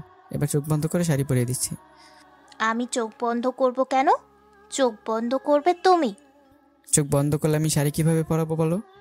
তুমি বন্ধ করো, তাহলে আর লজ্জা লাগবে না। আচ্ছা। তারপর ঋতু চোখ বন্ধ করলো। আমি রুমের দরজা ভিতর থেকে লক করে নিলাম। তারপর গিয়ে ঋতু শাড়ির আঁচড় শরীর থেকে খাটের উপর নামিয়ে রাখলাম। ঋতু তো লজ্জায় লাল হয়ে আছে, চোখ বুজে মুসকে মুসকে হাসি দিচ্ছে। ঋতুর হাসি থেকে আমার খুব হাসি পাচ্ছে। আমি শাড়ি পরানোর সময় ইচ্ছে করে বারবার ঋতু শরীরে হাতে ছোঁয়া দিচ্ছি। ঋতু আমার হাতে ছোঁয়া পেয়ে বারবার চোখ বুজে হাসি দিয়ে লাফ দিয়ে সরে যাচ্ছে। এমন কাণ্ড দেখে আমারও দারুণ লাগছে, তাই সুযোগে সদ্ব্যবহার যাকে বলে তাই করে নিচ্ছি। আমি নিজেই শাড়ির কুচি ঠিক করে গজিয়ে দিলাম ঋতুর কোমরে। পুরো শাড়ি ঠিক করে আঁচল উঠিয়ে দিলাম ঋতুর কাঁধে। ঋতু ম্যাডাম, আপনার শাড়ি পরানো শেষ। ঋতু চোখ খুলে ঘুরে ঘুরে দেখতে লাগলো। কেমন হয়েছে বলে না তো? খুব সুন্দর হয়েছে তো। তুমি এই শাড়ি পরানো শিখলে কিভাবে শুনি? তার মানে শাড়ি পরানো আমি শিখে গিয়েছি, এখন তাহলে বিয়ে করাই যায়। ঋতু বুড়ুকুসকে আমার দিকে তাকালো। বিয়ে করা যায় মানে আরো বিয়ে করার ইচ্ছা আছে নাকি? আছে তো, তোমার মতো পিচ্ছি আবার আনরোমান্টিক বউ যদি ঘরে থাকে তাহলে তার একটা বিয়ে করাই উচিত। না পারি একটু ভালোবাসতে, না পারি একটু রোমান্স করতে। বুড়ো দাদুর এত শখ কেন শুনি পিচ্ছি বউয়ের সঙ্গে রোম্যান্স করতে? রোম্যান্স ছাড়া কি ভালোবাসা যায় না? না যায় না, আমি রোমান্স করব। যাও তাহলে আরেকটা বিয়ে করে নাও, কোনো বুড়িকে। পিচ্ছি, আবার একটু চোখ বন্ধ করো। আবার কেন? চোখ বন্ধ করো তো, একটু বাদ আছে শাড়ি ঠিক করার। ঋতু চোখ বন্ধ করলো। আমি আবার হাঁটু গেড়ে বসে ঋতুর পেট থেকে শাড়িটা সরিয়ে ঋতুর পেটে পাপ্পি দিয়ে ধরলাম। ঋতু তো লাফ দিয়ে সরে গিয়ে আমার মাথার চুল হাত দিয়ে চেপে ধরে ট্রেনে দাঁড় করালো আমাকে। সাথে শয়তান বলে সিনেমা নায়কদের মতো জোরে একটা ঘুষি দিল আমার পেটে। ঘুষি খেতে আমার অবস্থা খারাপ। আমি দিলাম জোরে চিৎকার, ও মা গো, তোমার ছেলেকে মেরে ফেলছে গো। মা রান্নাঘর থেকে দৌড়ে এসে আমাদের রুমের দরজায় ঠকঠক করে শব্দ করতে লাগলো। আমি খাটের উপরে পেট ধরে বসে পড়লাম। ঋতুকে দরজা খুলে দিল। মা রুমের মধ্যে এসে আমার দিকে অবাক হয়ে তাকিয়েছে। পাজি ছেলে, আমি তো ভয় পাচ্ছি। এই তো, তুই ঠিক আছিস? তাহলে ওইভাবে চিৎকার করলি কেন? কোথায় আর আমি ঠিক আছি, তোমার আদরের বোমা আমার পেটে ঘুষি দিয়েছে। সত্যি কি ঋতু, তুই শুভর পেটে ঘুষি দিয়েছিস? ঋতু মাথা নেড়ে বলল কেন, কি কারণে? ঋতু চুপ করে আছে। ঋতু চুপ থাকা দেখে আমার খুব হাসি পাচ্ছে। কেন আবার? ওর ঘাড়ে পেতনি আছে না, ওই পেতনি শয়তানি বুদ্ধি তেমন পাগলামি করে সবসময় সে। ঋতু আমার দিকে কপাল কুঁচকে তাকালো। ভালোই হয়েছে, তুইও যেমন পাগল, তোর বউও হয়েছে তেমন পাগলি। এবার দুইজনই মারামারি কর, আমি গেলাম। বলেই মা রুম থেকে চলে গেল। আমি ঋতুর দিকে তাকিয়ে মুসকি মুসকি হাসি দিচ্ছি, আর ঋতুর আগে মুখটা লাল টমেটোর মতো বানাচ্ছে। কি হলো পিচ্ছি, মায়ের কাছে বললে না কেন? কি বলবে শুনি? তুমি যেইটুকু দুষ্টুমি করবে তার থেকে বেশি বানিয়ে বানিয়ে বলো। তাই নাকি? পারবে বলতে? তুমি লজ্জা লাগবে না? লাগলে লাগবে, তাও বলবো, দেখো। সত্যি? 1 সত্যি, 2 সত্যি, 3 সত্যি। আচ্ছা তাহলে দেখি কেমন সত্যি। এ বলে ঋতুর হাত ধরে একটান দিয়ে কাছে এনে কোমর জড়িয়ে ধরে খাটের উপর শুয়ে দিলাম ঋতুকে। আমি সরাসরি ঋতুর উপর শুয়ে পড়লাম। ঋতু ওর উপর থেকে আমাকে সরাতে হাত দিয়ে ঠেলতে লাগলো। এখন কি বলবে শুনি মায়ের কাছে? আমি বলে দেব তুমি আমায় জোর করে জড়িয়ে ধরছো। তাই নাকি? বলে ঋতু ঠোঁটের সাথে ঠোঁট মিল করে দিলাম। ঋতু আমার চুলগুলো টেনে ছিঁড়ে নিতে যাচ্ছে। 2 মিনিট পর ঋতু শান্ত হয়ে গেল। প্রায় 5 মিনিট পর একটানে কিস করে ছেড়ে দিলাম। ঋতু আমাকে সরিয়ে দিয়ে খাট থেকে উঠে নিচে নেমে দাঁড়িয়ে শাড়ি ঠিক করতে লাগলো। কেমন লাগলো আমার পিচ্ছি বউ? ঋতু রাগীভাবে আমার চোখের দিকে তাকালো। শয়তান, তুই আমাকে থুতু খাওয়ালি? ও মোর খোদা, পিচ্ছি বউ বলে কি এটা? খালো মিষ্টি, সে বলে থুথু। ওই পিচ্ছি, এটা থুথু হবে কেন? এটা তো মিষ্টি। মিষ্টি না ছাই, আমার থুতু খাওয়ালি কেন তুই? আমি এখনই আম্মুকে বলে দিব। বলে ঋতু রুম থেকে এক দৌড় দিয়ে বের হয়ে গেল। আজ মনে হয় মান সম্মান সব শেষ করে দেবে ঋতু। আমি তাড়াতাড়ি খাট থেকে উঠে ঋতুকে আটকাতে পিছন পিছন দৌড় দিলাম। ঋতু এক দৌড়ে বড় করে গিয়ে মায়ের সামনে বসে পড়লো। আম্মা খেতে দেন আমায়। যাক, বাঁচা গেল। পিচ্ছির মাথায় একটা বুদ্ধি হয়েছে, না হলে তো মান সম্মান সব যেত। আমাকেও মা খেতে বসতে বললো। আমি খেতে বসলাম। আমি, ঋতু আর আমার ছোট ভাই খাচ্ছি, আর মা খাবার পরিবেশন করছে। কিছুক্ষণ পর মা ঋতুকে বলল, ঋতু, শুভ বলল তোরা নাকি পিকনিকে সিলেটে ঘুরতে যাচ্ছিস। আম্মা, আপনার ছেলের সাথে আমি যাব না। আমরা সবাই অবাক হয়ে ঋতুর দিকে তাকালাম। কেন রে মা, আমার ছেলে কি করলো এমন? আপনার ছেলে অনেক পচা। পচা মানে? এইবার বলি নাই, এর পরের বার দুষ্টুমি করলে সত্যি বলে দিব। আপনার ছেলে সুযোগ পেলেই আমায় চুমু দিতে আসে শুধু। আমি তো শুনে লজ্জায় শেষ। মা কেন উত্তর না দিয়ে অন্যদিকে মুখ ঘুরিয়ে হেসে দিল। আমার ছোট ভাই তো আসতে শুরু করলো। ঋতুর মতোই মাছের কাঁটা বেছে মাছ খেয়ে যাচ্ছে। আমার যে কত বড় লজ্জায় ফেললো তার কোনো হুঁশ নেই। আমি মাথা নিচু করে চুপচাপ খাওয়া শেষ করে উঠে গেলাম। আমি রুমে যাওয়ার কিছুক্ষণ পর ঋতু এলো। আমি শক্ত করে ঋতুর হাত চেপে দিলাম। ওই পিচ্ছি, মায়ের সামনেগুলো কি বলে তুমি? তা তো কম বলছি, তুমি যে আমায় থুতু খাওয়াইছো সেটা তো বলি নাই। এরপর কোনো দুষ্টুমি করলে সব বলে দিব। সুযোগ কিন্তু আমারও আসবে। আমি তখনও আমাকে ডাক দিব। তুমি না হানিমুনে যাওয়ার জন্য পাগল, তাই তখন আম্মাকে কোথায় পাবে? তখন তো কোনো ছাড়াছাড়ি নেই। আচ্ছা, দেখা যাবে। তখন দেখবে কেন? তাহলে এখনই দেখো। বলে ঋতুর হাত ধরে টান দিয়ে আমার দিকে নিলাম। ঋতু আম্মা বলে খুব জোরে চিৎকার করে উঠলো। আমি তাড়াতাড়ি ছেড়ে দিলাম। বিয়ে করেও শান্তি নেই। সুন্দরী বউ সামন দিয়ে ঘুরে, কিন্তু একটু দুষ্টুমি করতে গেলে মাকে ডাক দেয়। না বুঝে পিছিয়ে মেয়ে বিয়ে করলে এমনি হয়, এখন বুঝতে পারছি। মনে মনে চিৎকার করে বলি, আমি আর বিয়ে করে শান্তি পেলাম না গো, খুব কষ্টে আছি গো। না পারি কাউকে বলতে, না পারি সইতে। আমার চিন্তা এখন একটাই, পিকনিকে গেলে ঋতুকে বোঝাবো কেমন মজা। 1-2 দিন করে পিকনিকের তারিখে চলে এলো। আজ বুধবার, আর আগামীকাল বৃহস্পতিবার বিকেলে বাস ছাড়বে সিলেটের উদ্দেশ্যে। সেই ছাগল বিক্রির টাকা পুরোটা আমার কাছে ছিল। সেই টাকা দিয়েই সব খরচ করবো ভাবছি। সুযোগ বুঝে অনেক শপিংও করে নিল ঋতু তার জন্য। ঋতু অনেক খুশি, প্রথমবার এত দূরে ঘুরতে যাচ্ছে তাই। পরের দিন সকালে ঘুম ভাঙলো ঋতুর ডাকে। এই উঠো উঠো, আর কত ঘুমাবে? এত ভোরে ডাকাডাকি কেন শুনি? ভুলে গেলে নাকি আজ হানিমুনে যাব? এই পিচ্ছি, হানিমুন না, বলো পিকনিকে যাচ্ছি।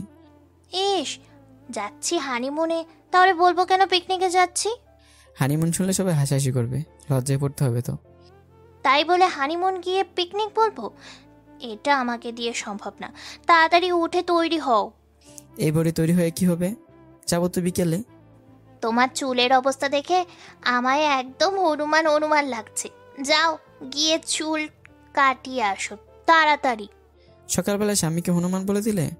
যেমন লাগছে তেমন বলছি, যাও চুল কাটিয়ে আসো তাড়াতাড়ি।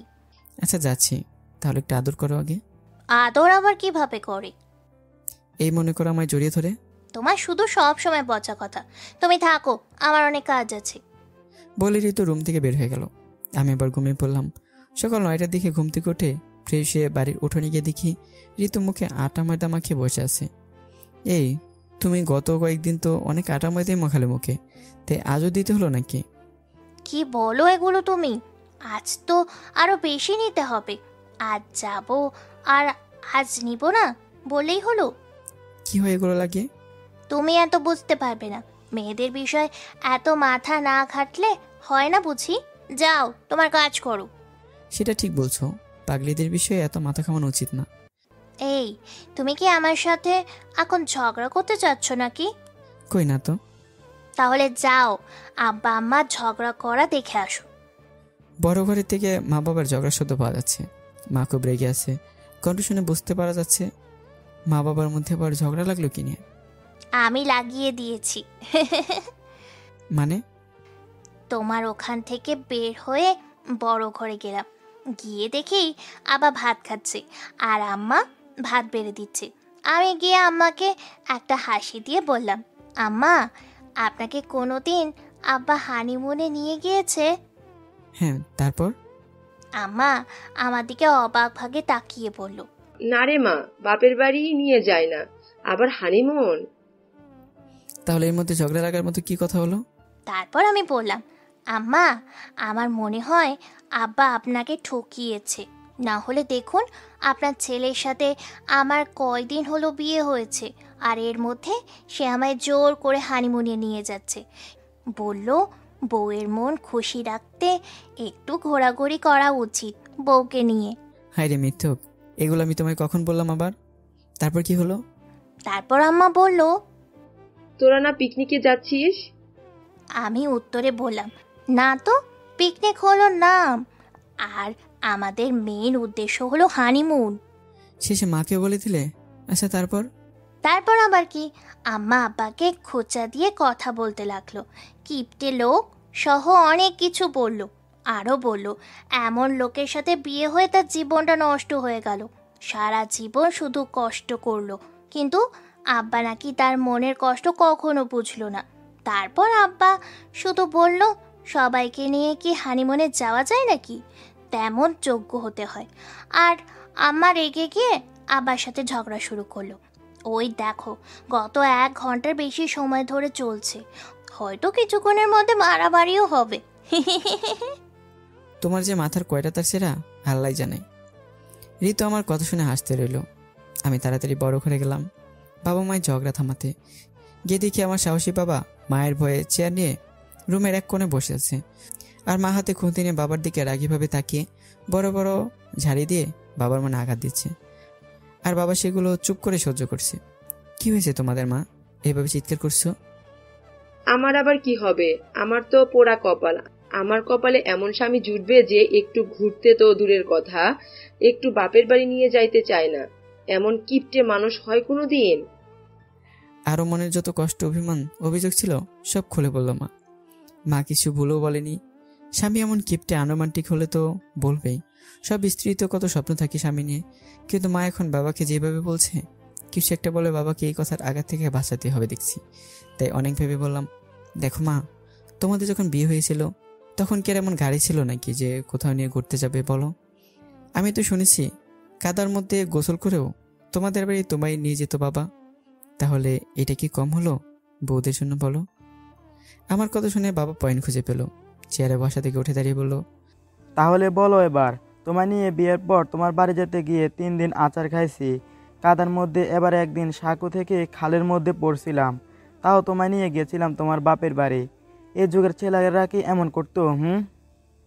মা চুপ করে আছে।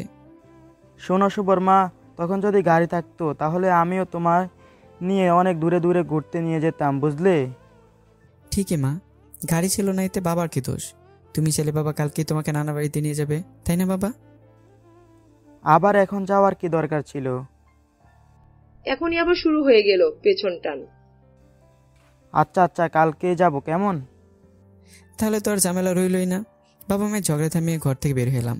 ঋতু আমার দিকে হা হয়ে তাকিয়েছে। হঠাৎ করে আব্বা আম্মা যে চুপ হয়ে গেল। আমার মা তো তোমার মতো পাগলি না যে না বুঝিয়ে ঝগড়া করবে। আমি একটু বুঝিয়ে বললাম, তারপর সব ঝামেলা শেষ। আমি বুঝি পাগলি? পাগলি না হলে কি স্বামীর বুকের উপর উঠে বসে হানিমুনে যাওয়ার জন্য রাজি করাতে পারে? একটু পাগলামি না করলে অনেক কিছু মিস করতে হয় জীবন থেকে, বুঝলে? হ্যাঁ বুঝলাম, তুমিও বুঝবে হানিমুনে যাওয়ার পর। ঋতু কপাল আর বুড়ি উসকে আমার দিকে তাকালো। তোমার মতলব কি বলো তো? সেটা না হয় পরে দেখবে।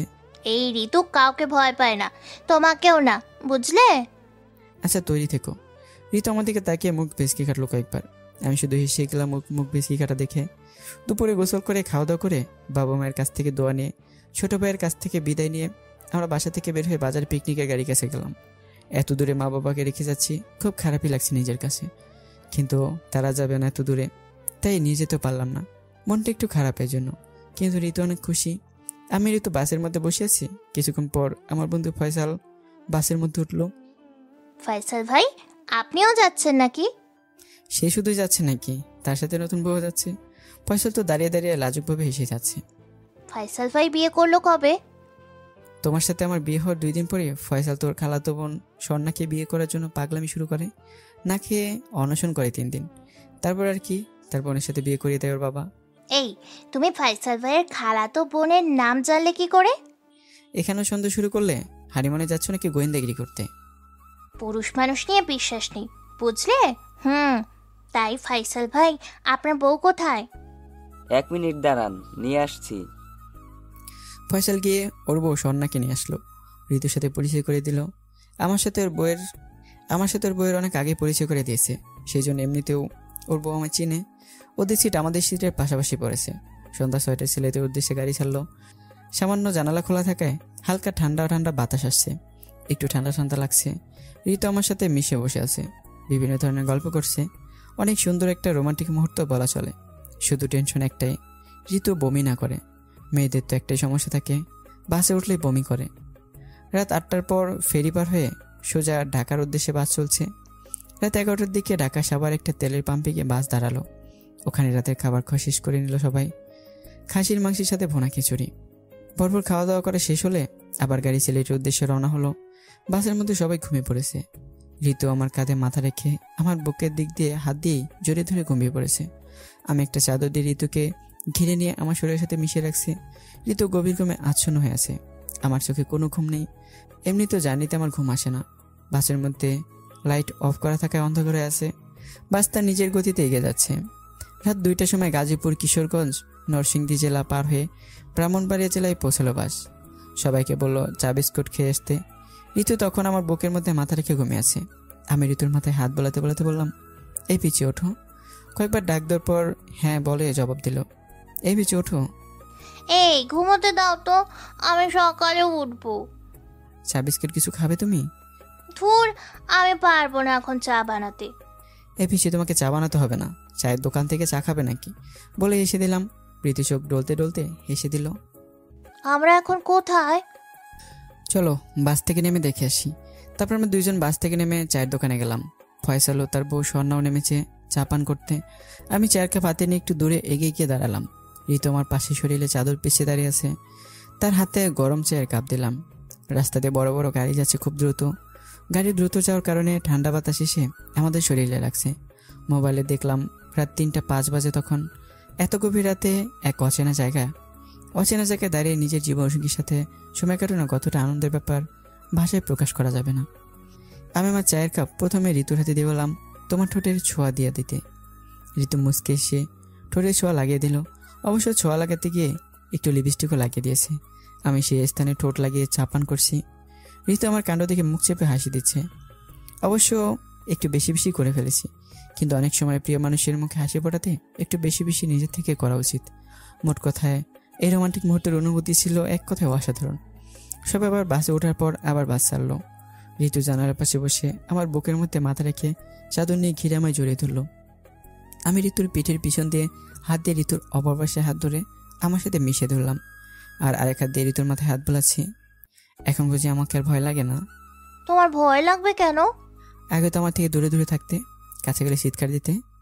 সেটা তো অন্য কারণে বাবু। আমি বুঝি বাবু? তুমি তো আমার বড় একটা পুরো দাদু বাবু। পাগলি একটা। তাই এখন যে চিৎকার দিচ্ছ না, এখন যদি দুষ্টুমি করি? এখন পারবে না তো, এখানে কত মানুষ। তার মানে এখন আমার কাছে থাকতে ভয় লাগে?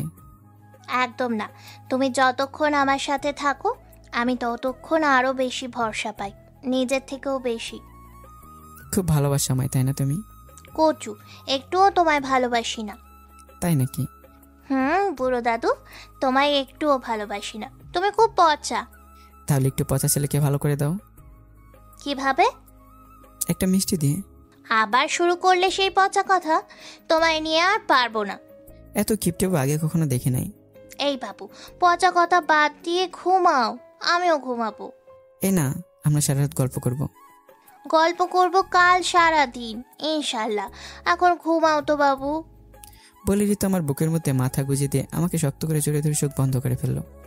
আমি 2 হাত দিয়ে বুকের সাথে মিশিয়ে ধরলাম ঋতুকে। বাসের যাত্রী বেশিরভাগই আবার ঘুমিয়ে গেছে। কয়েকজন স্বামী স্ত্রী আস্তে আস্তে ফিসফিস করে গল্প করছে। প্রায় ঘন্টাখানেক পর, তখন রাত 4টার কাছাকাছি, তখন ঋতু আমার বুকে হালকা করে কামড় দিল। কি হলো? ঘুমের মধ্যে আমার বউ আমায় কামড় দিচ্ছে কেন? এই শয়তান, হাত সরাও বলছি। পিছিয়ে দিকে এখনো জেগে আছে। শয়তান, আমি যখনই ঘুমাবো তখনই দুষ্টুমি করার চিন্তা, তাই না তোমার? তোমায় বলবো কেন? বলতে হবে না, আগে শয়তান বল, তোমার হাত সরাও বলছি। আমার বউয়ের কোমরে আমি হাত রাখছি, কি বললে সরাবো নাকি? তোমার বউয়ের যে শ্বশুরই লাগছে। লাগলে লাগবে, তাতে আমার কি? আমার কিছু তো ভালোই লাগছে। বলে ঋতুকে আরো শক্ত করে জড়িয়ে ধরলাম।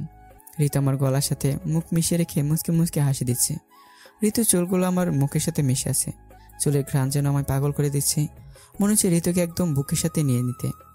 ঋতুর কপালে ছোট্ট করে একটা চুমু দিলাম। ঋতু আমার দিকে তাকিয়ে মুচকে হাসি দিল। বুঝতে পারলাম ঋতু খুশি হয়েছে। এবার ঋতু চোখ দুইটা চুমু দিলাম। ঋতু আমার কানে কাছে মুখ এনে বলল, কি করছো তুমি? কেউ দেখবে তো। কেউ দেখবে না, লাইট অফ তো। কিন্তু একদম চুপ বলে আঙ্গুল দিয়ে ঋতুর মুখ আটকে ধরলাম। জানালা দিয়ে যেটুকু চাঁদের আলো আসছে তাতে ঋতুর চোখগুলো জলজল করছে। আমি ঋতুর মুখের 2 দিকে হাত দিয়ে হালকা চেপে ধরলাম। ঋতু আমার দিকে তাকিয়ে আসছে। আমি মুখ এগিয়ে নিতেই ঋতু মুখ সরে নিল। ঋতুকে আবার বুকের কাছে চেপে ধরলাম। 10 থেকে 15 মিনিট পর আবার বুকের মধ্যে থেকে ঋতুর মুখ বের করে তার মুখটা আস্তে আস্তে আবার মুখের দিকে এগিয়ে নিয়ে তার ঠোঁটের সাথে ঠোঁট মিল করে দিলাম।